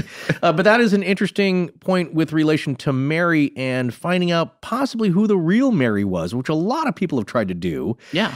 Because if something's been moved or a headstone's been moved, how do you know which Mary it is? Are you going to do your poltergeist quote? Or No. Okay, good. We've done it. How many times? That's 100 episodes. That quote's been said probably 47 times. Yeah, I don't do Craig T. Nelson. But you can imagine it's a great part of the movie because it is kind of scary. Yeah. And again, do you wonder if the dead worry about that kind of thing? If they worry about anything at all? Well, there's certainly no shortage of stories that we've come across over the years about buildings and homes and all kinds of things being built on burial grounds, which I'm just going to go ahead and repeat is a bad idea. Yeah, exactly. Well, here's another thing about finding out which Mary it is, that the cemetery itself has some information about it, but they don't divulge it to people poking around out of respect for the families. Or they may not know, because we certainly get stories around here in Southern California of mishaps and misburials, bodies being misplaced, all that kind of stuff. Naturally, when there isn't a bunch of lore around the decedent. So it can happen. So basically, I think at this point, maybe virtually impossible to find anybody who fits one example of that.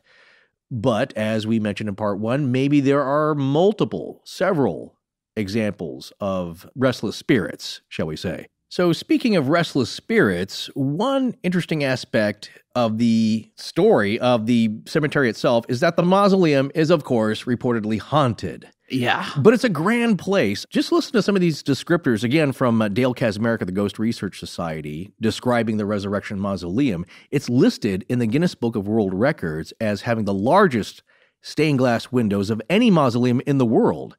The windows measure 22,381 square feet in 2,488 panels, completed in 1971. And again, also very haunted. She's supposedly been sighted dancing in there, right? Around there, yeah. But we also mentioned in part one the guy that spent the night there, right, in bad weather. Oh, well, we're gonna get to that in a second here, because that's also listed as a rebuttal to some of these things. Yeah. But yeah, she is seen dancing again around the monument, around the mausoleum. She's seen floating around. I just want to quickly say, we have pictures of it posted with this episode. It truly is amazing. It's a beautiful building. Yeah, it's quite something to look at, just on its own. Well, here are some strange things that have happened, again, according to Dale Kaczmarek, that have been reported. On October 10th, 1979, there was a massive blackout in and along Archer Avenue, but only in the town of Justice. Commonwealth Edison and the police were riding around in the cemetery shining their lights into the mausoleum because it was determined that the blackout was centered at the mausoleum in the middle of the night. Ooh. Yeah, to make that sound spooky. You did. It was good. Very good. Okay. Thank you. Taped organ music, alarm systems, and lights go on and off by themselves for no explainable reason. There's reports by construction workers building the structure that the large religious statues would always be found in a different location when crews arrived the next day for work. So it could be some form of teleportation was taking place there. But here's the rebuttal. But before you go on, I just want to remind everyone there are 5,300 crypts in it. 5,300. So when it comes to power outages and turning lights on and off and moving stuff around, there are a lot of potential suspects. There's a lot. It's not just Mary. No, that's what I'm saying. You get a collective kind of ball of spirits. Yes. Or just a large energy force. What you got here is your spirit ball. Hey, getting back to poltergeist, Yeah. It's not just one thing. Yeah. It's a bunch of unhappy and happy spirits, but you got a lot of energy there.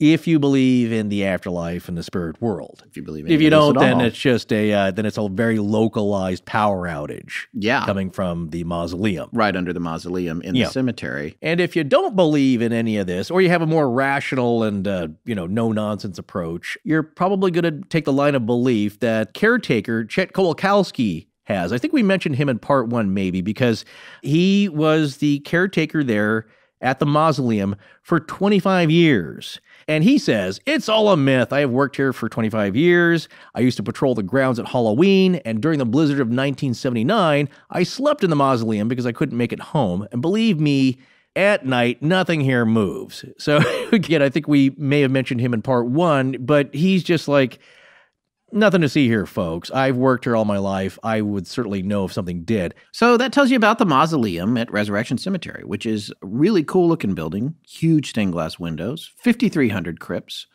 Source of a power outage. Apparently, Mary has been sighted dancing in there. It's pretty fascinating center of attention in Resurrection Cemetery. Let's move on. Now it's time to talk about the Willowbrook Ballroom, which I've been wanting to do for a while. This building is really pretty fascinating, and it's a central source for a lot of the Resurrection Mary stories. Well, it's the other bookend of the story here for Resurrection Mary, all along Archer Avenue. Yeah, exactly. And here's the interesting thing about it. It is not the place where Jerry Palis danced with Resurrection Mary. That was the Liberty Grove, which we talked about earlier, which is about a half hour away, about 20 miles, still along Archer Avenue, but much closer to Chicago proper. Yeah. The Willowbrook is further, and I say it is. At this point. Yeah. Something was there for a very long time and only recently is gone. Yeah, it burned down on October 28th of 2016 while it was having some work done on the roof, which is kind of sad. The same family had owned it for the last 20 years. Right. Jediminas Jod Wallace and his wife, Barut. It's at 8900 Archer Avenue. And one of the things that Mike Brown pointed out, we mentioned that he recently covered Resurrection Mary as well on his show, Pleasing Terrors. And one of the things that he pointed out that we also found in our research was that a dance hall had been on that site since 1921 in one form or another. What's interesting about the Willowbrook Ballroom, though, was that when it opened, it was actually called the O. Henry Ballroom. So the family of John Verderbar, who according to Wikipedia was an industrious Austrian immigrant, bought 5 acres along Archer Avenue. And his plan there, his original plan was to build a weekend house. But his son, Rudy, was one of these kids that loved to dance back when the ballroom craze that we talked about in part 1 was going crazy. And he managed to convince his dad that they should build a ballroom on this piece of land. They were he's like, that's the perfect location. So the first thing that they built was what they called the O. Henry Park in 1921. Now, I want to talk a little bit about this, about O. Henry, because it's pretty fascinating. When I first thought of it, I'm from North Carolina. Really? Yeah. Really? Well, You never mentioned that. I know. I'm from all over. But when in terms of O. Henry, I always think about William Sidney Porter. That was his pen name. He lived from 1862 to 1910. He's a famous short story writer. And he's from Greensboro, North Carolina, where I went to college and met my wife.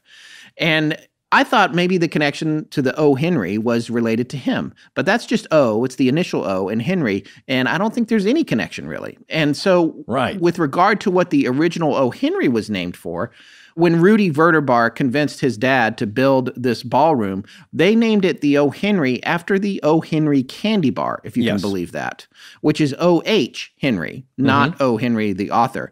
According to Nestle's site, this is the interesting thing about that.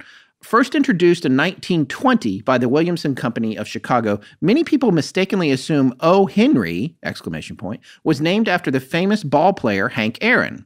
But the true origin of the name is much more amusing. Now, keep in mind, this is Nestle publicity language, but still.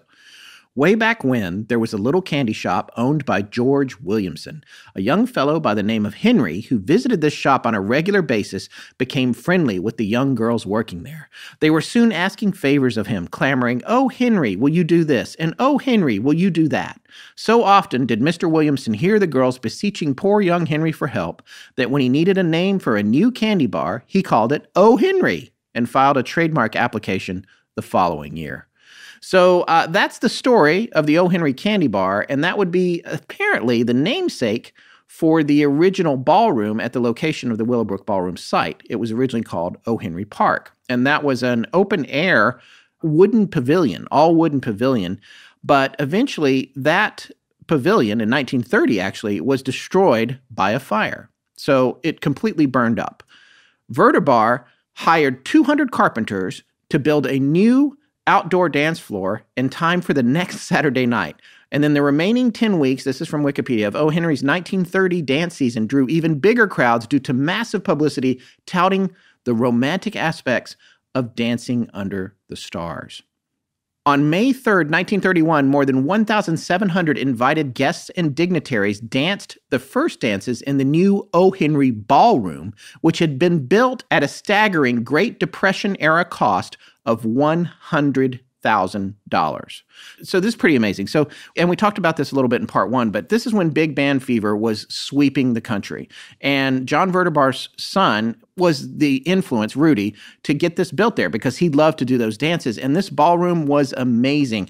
Our research shows that even during the Second World War, almost 10,000 people were coming to dance there weekly. Right. Well, it had a capacity of 1,100 people on any given night, and they would routinely sell 1,000 tickets almost every, dance night. So they were meeting their capacity. And even during the Depression, that sum is huge, astronomical, but it turned out to be a good investment because they had recouped their money and investment, and it was extremely popular, especially during the big band era craze. And for people going out to enjoy an evening out on the town dancing, this is a major activity back in the day, especially during the big band era. Listen to some of the acts that they had there. Count Basie, Artie Shaw, Guy Lombardo. You always hear the Auld Lang Syne, you kids, that the famous old song they play at New Year's Eve at midnight. That's the guy whose version you're probably going to hear. Guy's the guy. So Guy's the guy. The guy, exactly. Got that? Guy's the guy. Gary, I did, thank you. Gary Lewis, Otis Day, the Guess Who and the Village People, Chippendale Dancers. So it's throughout the years have had big acts there that everybody around, and probably drawing from Chicago to the north, has pulled in for entertainment. So, and not to say that there was a lot of seedy things going on inside the establishment, but the neighborhood around the area was known for being a little seedy. Well, the extracurricular activities that were apart from the wholesome dancing, let's say. So that whole area saw a lot of action, we could say. Yes. Because there wasn't a whole lot of police presence at the time.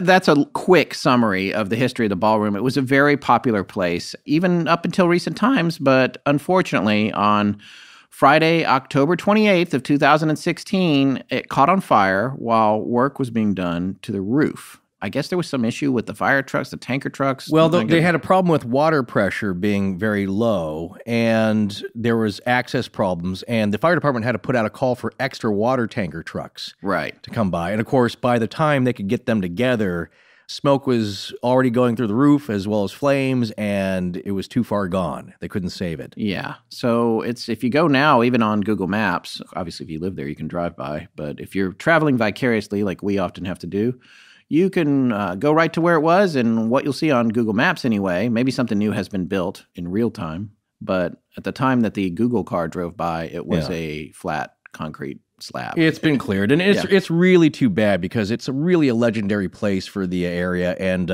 we'd mentioned the owners up to that point, Gediminas Jodwalis and his wife Berute. They'd owned that place for 19 years. Yeah. It's just gone now. And so that all that history, and that was a great thing I'd heard about the ghost tours, is that some of the older folks that would go on these tours had tales about being there in the 40s. Yeah. And all throughout that history, having lived all their lives in these little towns nearby. So that's all gone. So it's really a tragedy that it's just erased off the map. And who knows what's going to happen to the lot now. But yes, if you go on Google Maps, you'll just see it's been cleared, and it's just kind of a flat parking lot now. Well, there's probably something there now. Maybe there is. Who knows? Could be by this time. Yeah, we don't have any reports on that. It was the center of a lot of the Resurrection Mary myths. Even though that the Palis story, the famous story, was at the Liberty Grove, there were a lot of people that supposedly saw Resurrection Mary in or around or dancing or sitting by herself even in the Willowbrook Ballroom. So to get a clearer picture of the overview of the layout of the whole area, the Archer Triangle,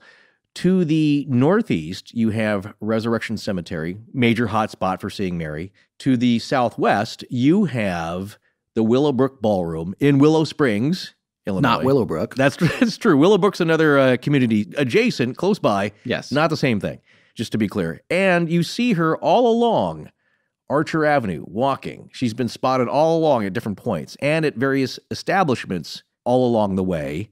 And as we mentioned earlier, a lot of them are really, really haunted.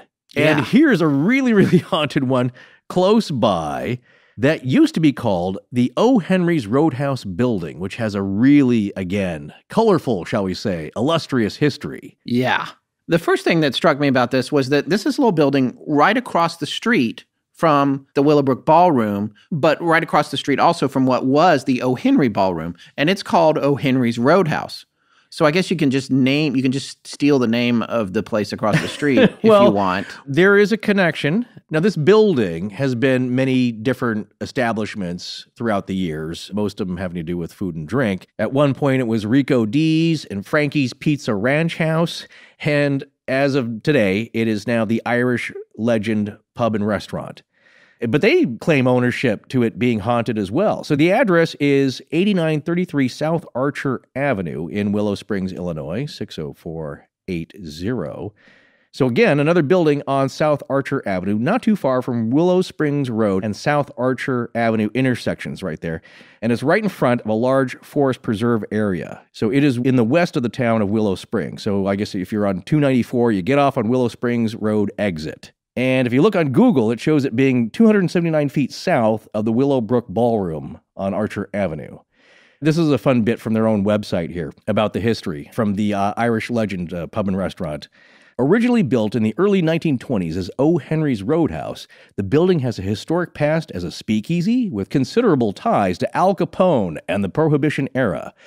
As late as the 1950s, connecting underground tunnels between it and the Willowbrook Ballroom were still in operation. During the Halloween season, the Irish Legend is one of the top haunted attractions in Illinois for ghost tours and paranormal investigators. Ooh, that sounds like fun.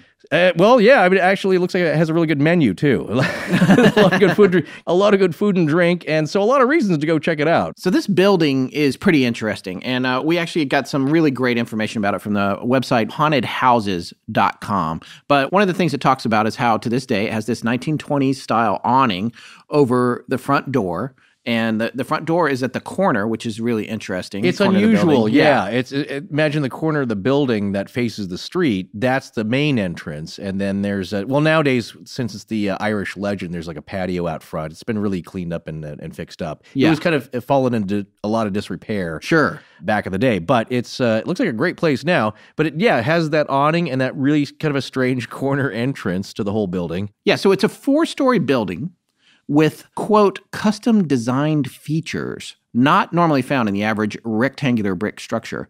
The basement has dirt floors and tunnels, which we're going to talk about in a second. These not tunnels usually found in most not usually establishments, found. Sure. But again, according to hauntedhouses.com, they said, quote, the main floor, second floor, and the attic area have such features as a secret stairway, a hideaway false wall and room, a hideaway false ceiling, and a special stairway. Mm-hmm. And then they go on to say that the builders of this building also owned the ballroom, which was across the street. Now, that would mean that the Vertibars built it, because if they built it, and that would also explain why it was also called O. Henry Roadhouse. Yeah. This leads to a whole different additional dimension to the Willowbrook Ballroom, which earlier we said, hey, this was the nicer ballroom. But here's the thing about that.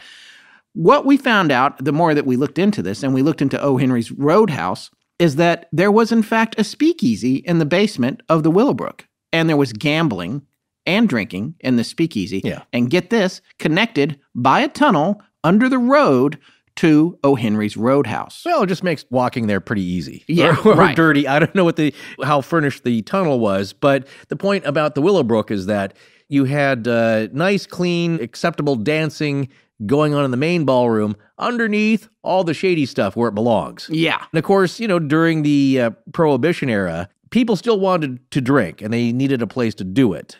Because you weren't making bathtub gin all the time. You're getting rot gut from bootleggers and organized criminals at establishments, but it was kept on the hush. So you would go to the basement of these various establishments, away from the prying eyes of law enforcement, to go have a good time. Well, it does make you wonder where that $100,000 came from to build the ballroom back in the Great Depression. That is a good question.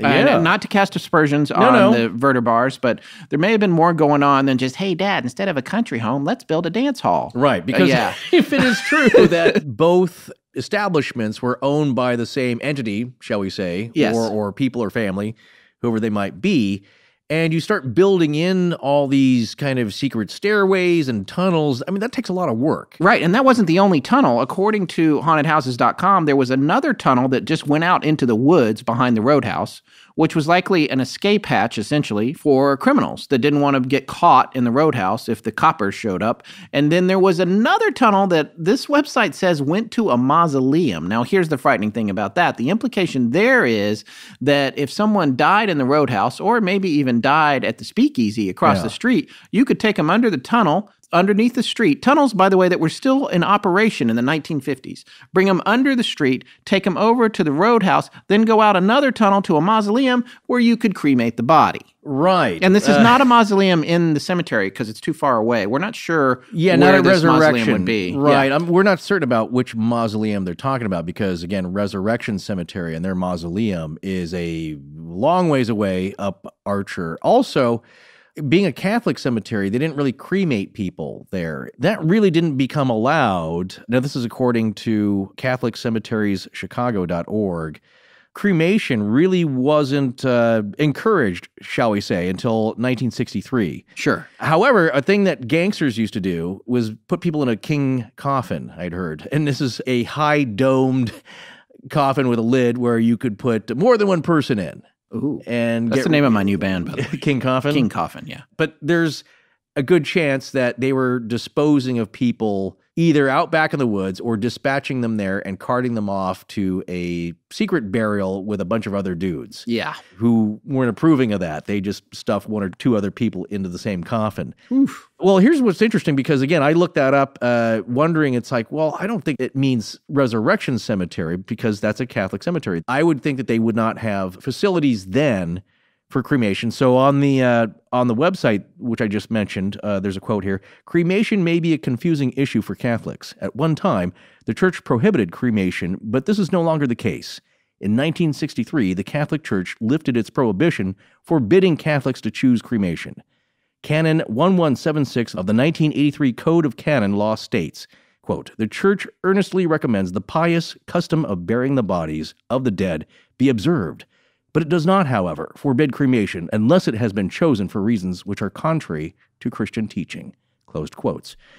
So we're not totally sure, but if the likes of Al Capone and his gangster soldiers are occupying the Roadhouse and like to hang out there, I would guess that a couple of other foes, shall we say, met their end there and got buried in the dirt basement. Right, which is supposedly extremely haunted, right? Oh, yeah. Coming back to that tunnel to the mausoleum or mausoleum. Right. We decided, just since we recorded that sentence a few minutes ago, we decided to do a little digging, as it were. Thank you. Pun intended. Pun intended. Okay. And try to figure out what that would mean, because there's not a lot of information where we got that from. Would it mean a mausoleum that the gangsters built themselves or in the woods or something? Or because it's not close enough to Resurrection for sure. But you found on Google Maps anyway, there's a cemetery, Fairmount, right? That's not too far down the road. Well, if you look on Google Maps, just south of the old O. Henry Roadhouse, which is now the Irish Legend pub and restaurant, just south of there, kind of adjacent, is the Fairmont Willow Hills Memorial Park, also known as Fairmont Cemetery Willow Hills Memorial Park. But still, it's a long ways away. I mean, it's like you'd have to tunnel a long distance to get to any kind of place where you could dump off dead mobsters. Well, yeah, I don't know. If there's a mausoleum there that they were using or appropriating, I was looking at it on Google Maps. It looks to me like you'd have to go about 800 feet, 600 or 800 feet, depending on where the structure might be. Yeah. It's not unheard of. You know, El Chapo's escape tunnel was a mile long. The one with the motorcycle in it? Yeah, the motorcycle. Was a mile long. Yeah. Did you know that? I didn't know it was that long. I just looked that up tonight. And it's 30 meters underground. Now, obviously, he's a billionaire, so he could have Mr. Tunnel Expert come in. It's not fancy. But mobsters got money, too. And that's true. Who knows? Maybe they had a tunnel to a mausoleum at the cemetery there. Right. Anyway. I think it's more likely, though, that the tunnel did go under the road to Willowbrook. Yeah, that was close by. Yeah, if you're renting a full-size casino, full-service casino with everything, liquor and entertainment, shall we say, and you need a place to cross between the two without being seen. Again, it's like the more people see you going from one location to the other, they could put two and two together. Yeah. And that's what was happening. And I think it's just an easy way to transport ill-gotten booze from one location to the other. Yeah. And also a tunnel leading out back, because that's easy to do. Go right into the woods and run away. Yes. So that's our thinking on the tunnel business. But taking the tunnels and leading back to the O. Henry Roadhouse and the dirt basement is, again, where it starts to get really haunted. And there's a couple of famous stories of people actually getting killed there. And the one story that keeps coming back as being probably maybe the most famous of people being killed in the O. Henry Roadhouse building is one that's known to come from the 1920s or 30s. And it's about the bartender who fell in love with one of the ladies of the evening who worked there, who was also a girlfriend or at least admired by one of the mobsters. So, of course, that's not going to end well. And as the story goes, as he was coming down the stairs to either drop off supplies, the mobster tackled him or beat the crap out of him, broke his neck, and killed the guy. And also beat up the prostitute very badly, most likely beaten to death. And it's thought that both were buried in the dirt basement.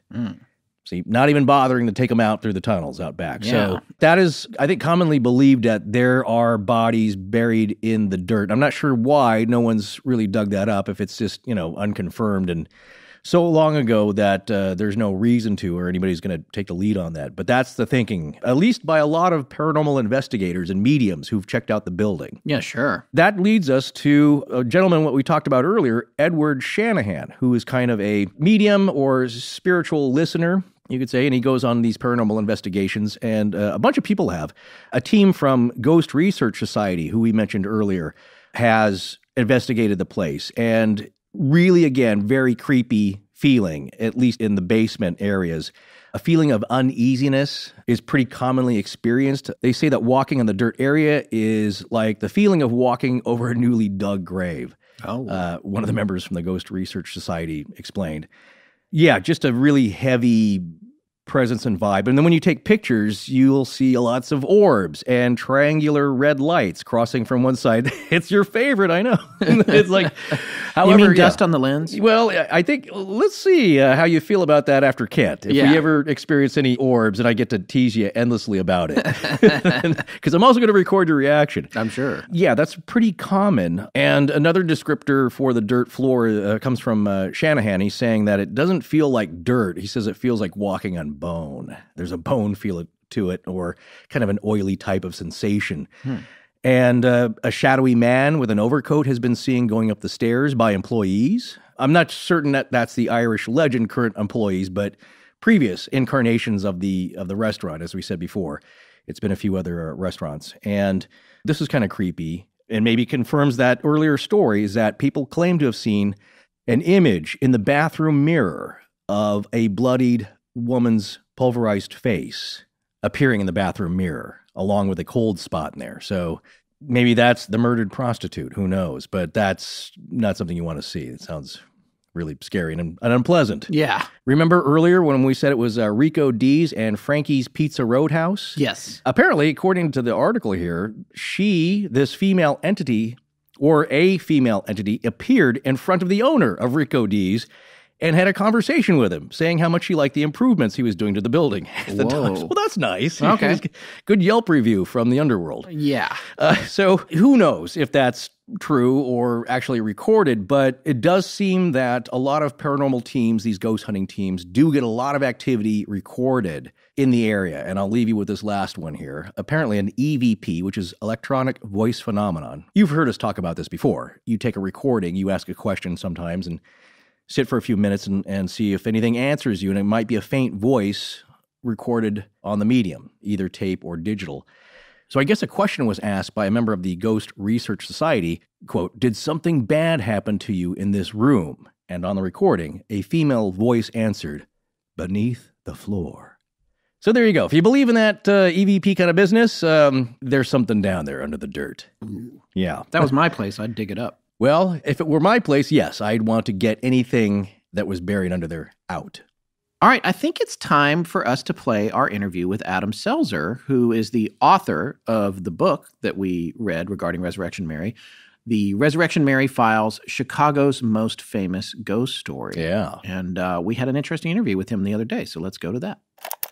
We are very fortunate to have author Adam Selzer with us today. Adam wrote the book, The Resurrection Mary Files, Chicago's most famous ghost story, among many other books. As you might imagine, we really wanted to read that book for this series, and honestly, I loved it. I was just laughing out loud at a lot of your humor in it, Adam. We're so glad to have you on the show. Go ahead and maybe you can tell our listeners a little bit about your background. Besides being an author, what else are you up to?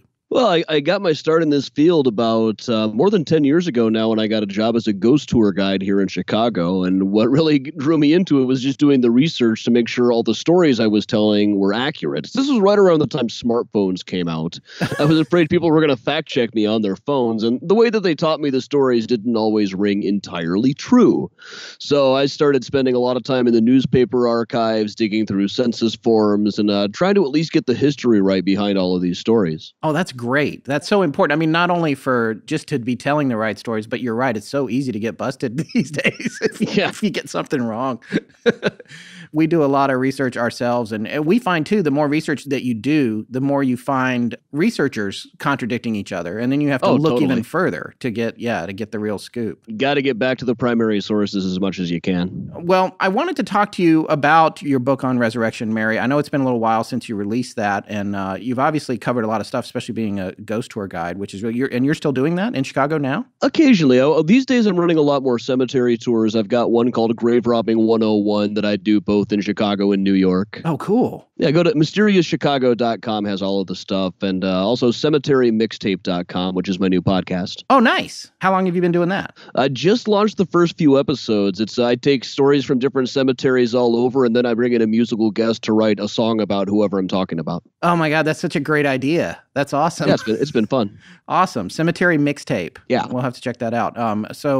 So let's talk a little bit about, I mean, we're doing this series on Resurrection Mary, and honestly, it's so funny. Every time we start something, we think, oh, this one will be okay. We can do this in a single episode or whatever. We're going to just do kind of a lighter one because you're usually this right after we're coming off a 3-part series that's just completely consumed our lives for like 45 days. And then you think it's one legend. That's the problem. Is like, it's one story that is retold over and over. And in some ways it is. In a lot of ways we found it isn't. What I thought was really fascinating about your approach was, and I've adopted it from you really, is that there seems to be a difference between the idea of the vanishing hitchhiker and the Resurrection Mary stories themselves. Can you talk a little bit about that? Well, starting in about the 1940s, folklorists started writing articles about the urban legend of the vanishing hitchhiker. And this was a thing where a guy would pick up a girl or meet her at a dance hall and offer her a ride home, and then she would disappear out of the car. And usually in the story, he would go to her house and the mother and say, hey, I was just trying to bring your daughter home. I wanted to make sure she got home all right because she vanished on me. And the mother would say, that can't be my daughter. She died in a horrible car wreck 5 years ago tonight. And then the next day they would maybe find his sweater on her grave someplace. Sure. Now, and then he'd find out it was a girl who died in a car wreck coming home from the same dance hall he'd just been at. Now, those little elements like finding your outerwear on her grave, going to the house, meeting her at a ballroom, turn up in the urban legend all over the country. And usually when people are telling the story of Resurrection Mary, they're really just telling the story of the vanishing hitchhiker. Those elements usually turn up in retellings of the Mary story. But when you really break it down and look at all of the firsthand accounts of Resurrection Mary, what's interesting to me is that most of those elements aren't usually there. Usually it's something much more simple. It's just a guy is driving along, either sees or sometimes picks up a girl by the side of the road, and then she disappears. We never find out how she died, who she might be the ghost of. Now, she never says what her name is. It could be we've just been calling her Resurrection Mary all this time because it's got a better ring to it than like Resurrection Ethel or Resurrection Beulah. Which all names from the period. Yeah, a lot of names from that period would probably be in that realm, right? Oh, sure. Yeah. Resurrection Gladys. Sure. I was going to ask you about that because it seems like the only case that seems to have a name mention is Jerry Palis's case, right? Because he said, and that's it. Right? Yeah, there's really, Jerry Palis, the guy that they talked to on Unsolved Mysteries, had all of those elements from it. Yeah. But where he kind of loses me is he doesn't remember where he dropped her off. If I gave a dead girl a ride home, I would definitely remember where it was. Yeah. You know, actually, yeah, it happened to me. believe it or not. It's I actually had it when I was out driving for Lyft. I had a vanishing hitchhiker one time. No. Well, Yeah, well, please do tell. I'm Yes. skeptical enough to assume that I must have just misunderstood who was getting into the car, but I picked up this woman in Rogers Park up on the north side of Chicago, and she got into the car along with this guy who looked exactly like Pedro from Napoleon Dynamite. Okay. So I was just driving along, said, "Oh, so you guys live in Ravenswood? You like it out there?" And just chatting. We drove right by Rose Hill Cemetery, and I give tours there, so I was talking about that.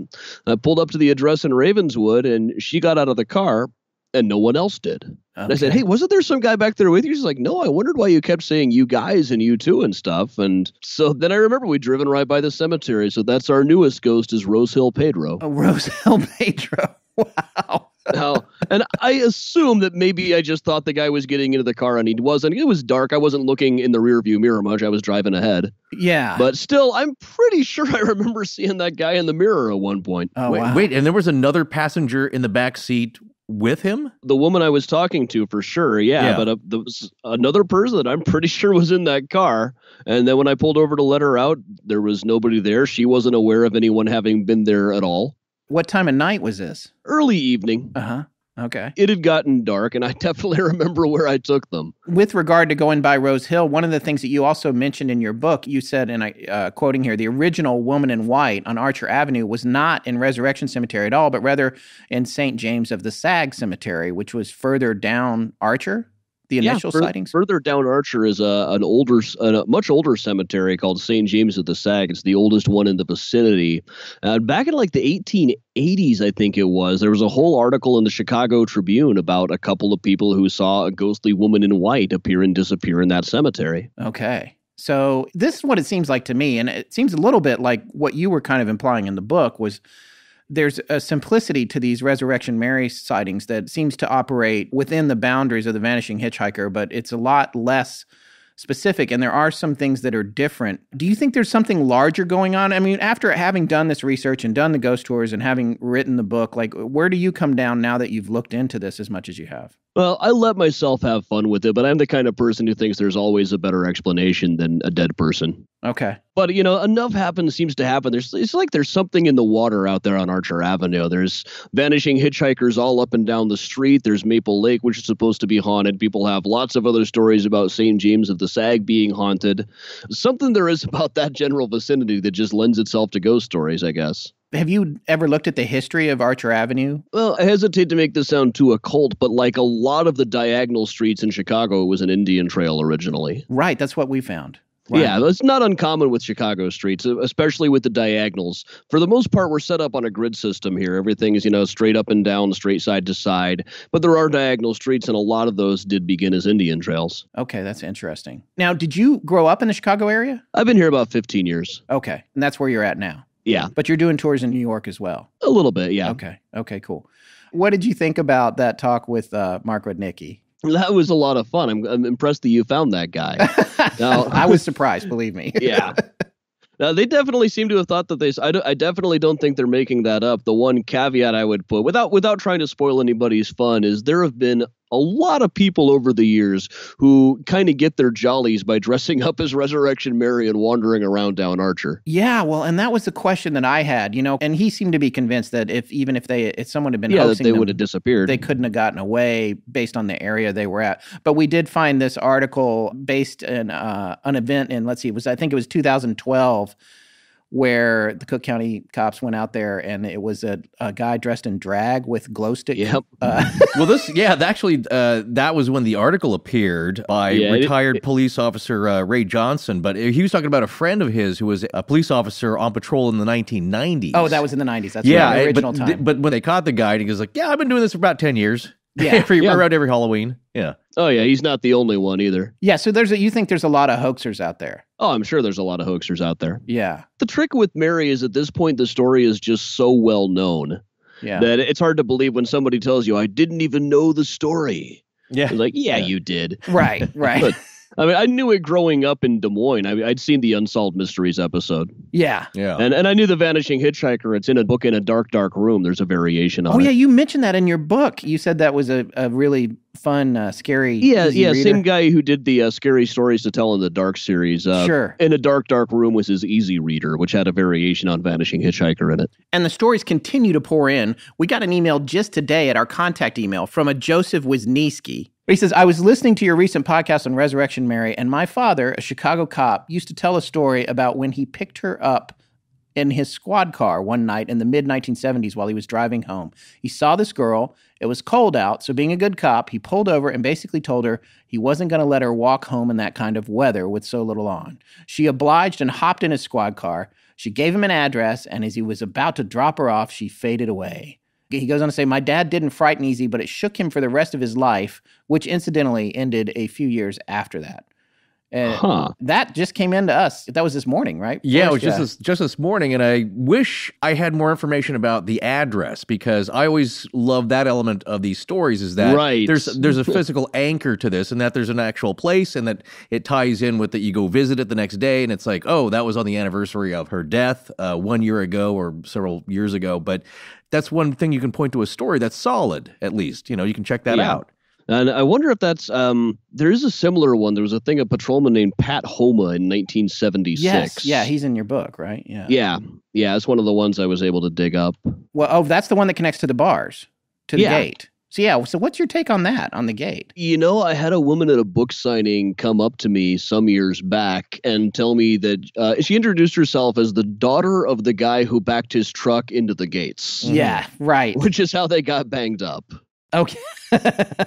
And she was pretty intent on that's what happened. She said the cemetery, they put on a public scowly face about it to discourage people. Behind the scenes, they thought it was hilarious. Right. And then so eventually they swapped him out, though, right? Because so many people were coming to look at him. Eventually they just kind of got tired of dealing with it. And so you think that that's what happened there, period? Yeah, I think it was just a construction accident. I've never known ghosts to bend bars around before. Right. What is your total, final assessment of it? My final assessment is I assume it's probably just folklore that kind of grows in people's minds. But at the same time, I let myself have fun with it now and then. Yeah. Do you have other, really poignant tales from the area that you feel are as significant as Resurrection Mary? I mean, obviously she's famous, especially because of Richard T. Crowe, I imagine. Yeah, he certainly helped. Really pushing it out there. I mean, but are there other stories that are a little bit lesser known, but that seem to have a lot of incidents in the area? You mean right around Archer Avenue or around Chicago? Well, both Archer or Chicago. I mean, how about this Mothman situation? What do you think about that?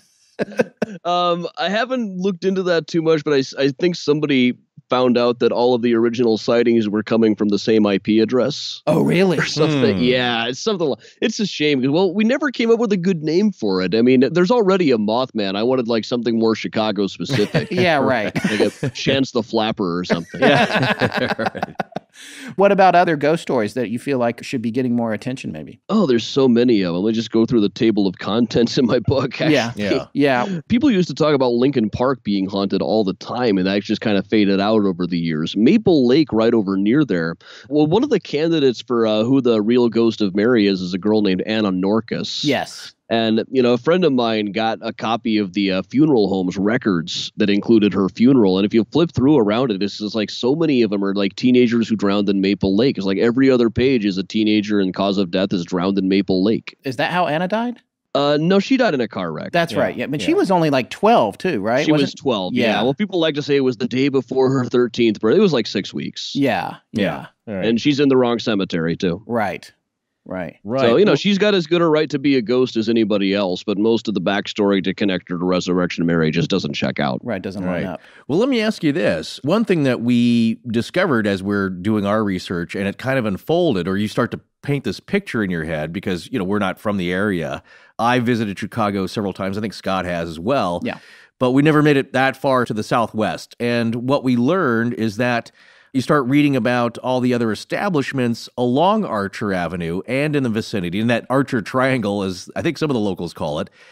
And every place along there, Ashbury Coffee House, Fairmont Cemetery anchoring it on the other end. And it was at Jen's. There's a bed and breakfast there.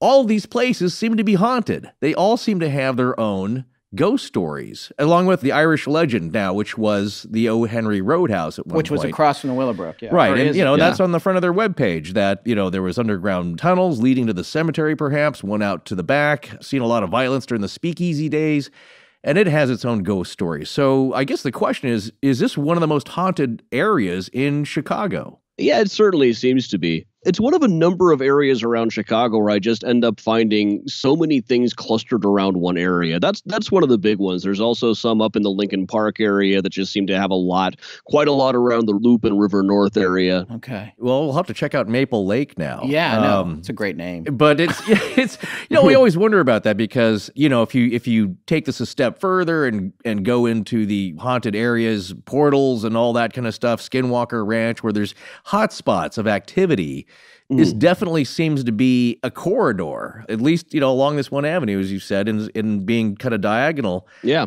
There does seem to be a lot of activity here. And then, then the one thing I, kind of rationalize is like, well, what cemetery doesn't have its own ghost stories? Right. Because each one of these does. And something about Archer, it's a very dark area out there. I feel like when you go driving down there at night, you start going through a lot of places where it's just the woods around you. There aren't any street lights. Maple Lake in particular, I'm guessing based on all the teenagers who died there, I'm guessing it's a place where teenagers went out to get drunk. Right. Yeah. And it's the same thing with like Bachelor's Grove Cemetery out in the woods, a little further west and further south. It's a place where teenagers used to sneak in to get high all the time. Yeah. And, if they didn't start seeing ghosts, they should go consult their dealer and get their money back. Right. It's kind of a trick with a lot of haunted locations, I find, where a lot of the stories, when you trace it back to the primary source, you find the original witnesses. So we were super wasted this one night. Yeah. Right. Which is also when you've got a good chance of accidentally killing yourself as well. Right. So spooky places where people get wasted and sometimes die, it's just natural they'd be said to be haunted after a while. Right. That's a good point. We had a listener named Dan who sent us an email, and he's from the area, grew up in the suburb of Burr Ridge, right at the edge of Archer Avenue. And he had kind of an interesting take on this, maybe you might know about. There was an area which is kind of in the woods there that he said, was kind of a dare, like he said, the Argonne National Laboratory being a place out there, which he described a lot like being from Stranger Things. Yeah. This weird government laboratory that was really spooky with fences around it, and it was a dare to kind of go up there as kids or see how long you could last out there without getting freaked out and running away. So wondering if you had ever heard of that. Nah, I haven't heard too much about that. I know you're pretty close to the airport out there, though. He was making a connection, of course, to Montauk and some of these other weird facilities that not only have weird secret government stuff going on, but they seem to be creepy, freaky places in and of themselves. Yeah, classic set, right. Things, yeah. Exactly. Yeah. I haven't heard about that particular one. That's the kind of one when people tell you stories about stuff like that, next thing you know, they're telling you about the Knights Templar. Yeah. Well, we certainly might do that. That could be in our wheelhouse as well. So what's your latest book? What's the stuff you've got out more recently? The most recent one was called H.H. Holmes, The True History of the White City Devil. And that was massive biography that I did of the Devil in the White City guy, trying to trace all of that stuff back to primary sources. Oh, wow. Right. That's a subject we often get asked to cover. I mean, it kind of leads more into grotesque true crime. Not as grotesque as people think. Really? All right. I mean, the guy killed 9 or 10 people for sure, but the whole thing about torture equipment doesn't turn up in any written account until like 50 years after the fact. Oh, that's interesting. That's interesting. Yeah, because everybody focuses on the rooms filled with acid. Yeah, those weren't there. See, now that sounds like a good book. And you can trace how the stories grew if you read really just about everything over the years. You can trace where they got the idea that this existed and how it kind of entered into the pop vernacular.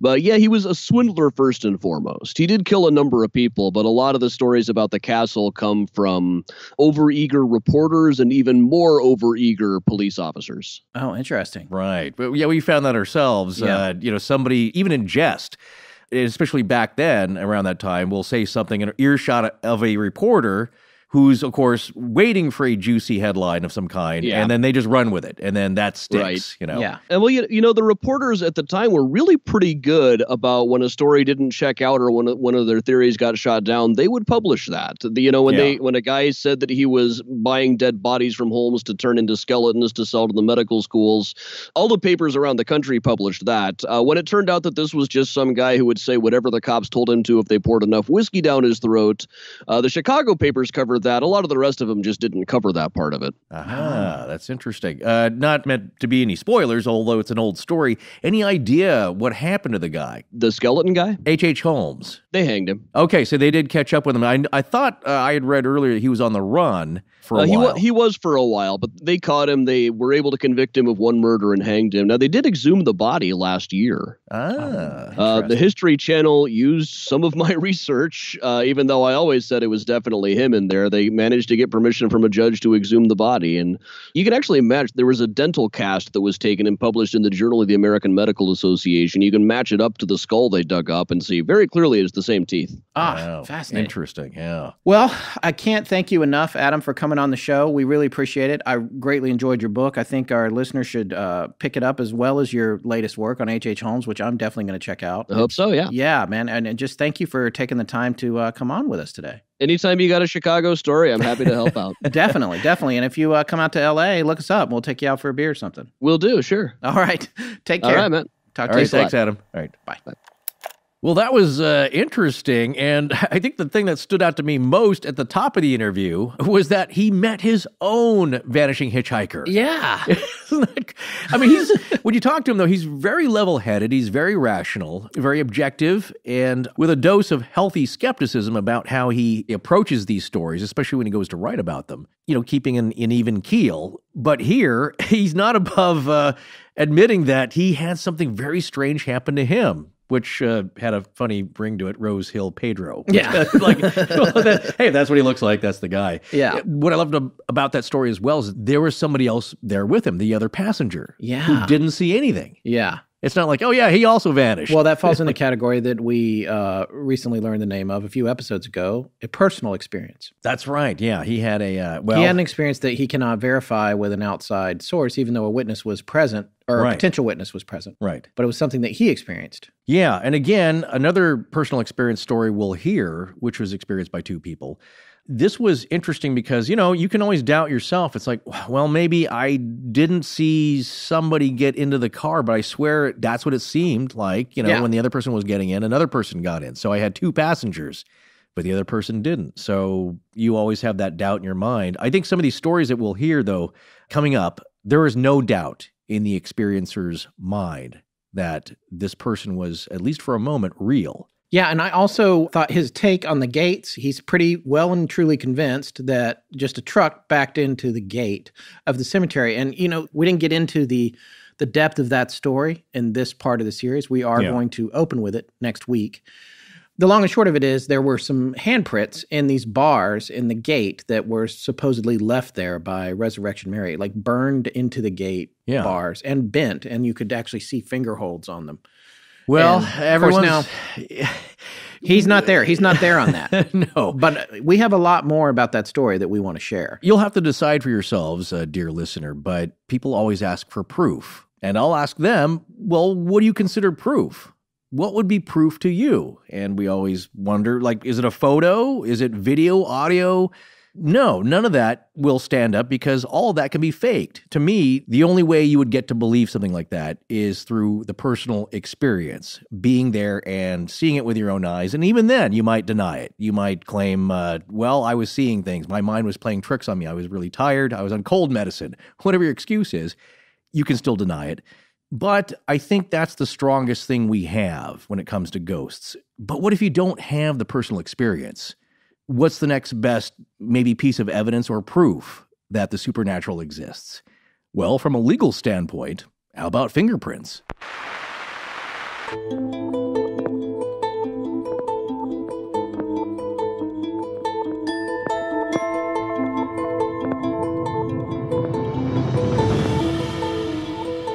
that's going to wrap up part 2 of our series on Resurrection Mary. Special thanks, of course, to both Mark Rudnicki and Adam Selzer for joining us tonight. We'll be back next week with a last look at Mary and a deeper look at other vanishing hitchhikers, including a guest who had an unexplained encounter for which he was the hitchhiker. Please remember to support our sponsors. They keep the show free and the lights on in Blanket Fortiana. Special thanks to John Bolin. Hi, Remember, I'm Chris Perez, when you can't look on the bright side, and I give permission to Astonishing Legends. I'll sit with you in the dark. Our show is edited by Sarah Wendell, and our theme, which is available as a ringtone, is by Judson Crane. Sound design is by Ryan McCullough. Special thanks to the ARC and its lead researcher, Tess Feifel. But most importantly, we want to thank you, our listeners. Visit our store at astonishinglegends.com or interact with us and other listeners on Facebook, Twitter, and Instagram. You can also find us at patreon.com/astonishinglegends if you'd like to support the show in that way. Copyright Astonishing Legends Productions. Good night.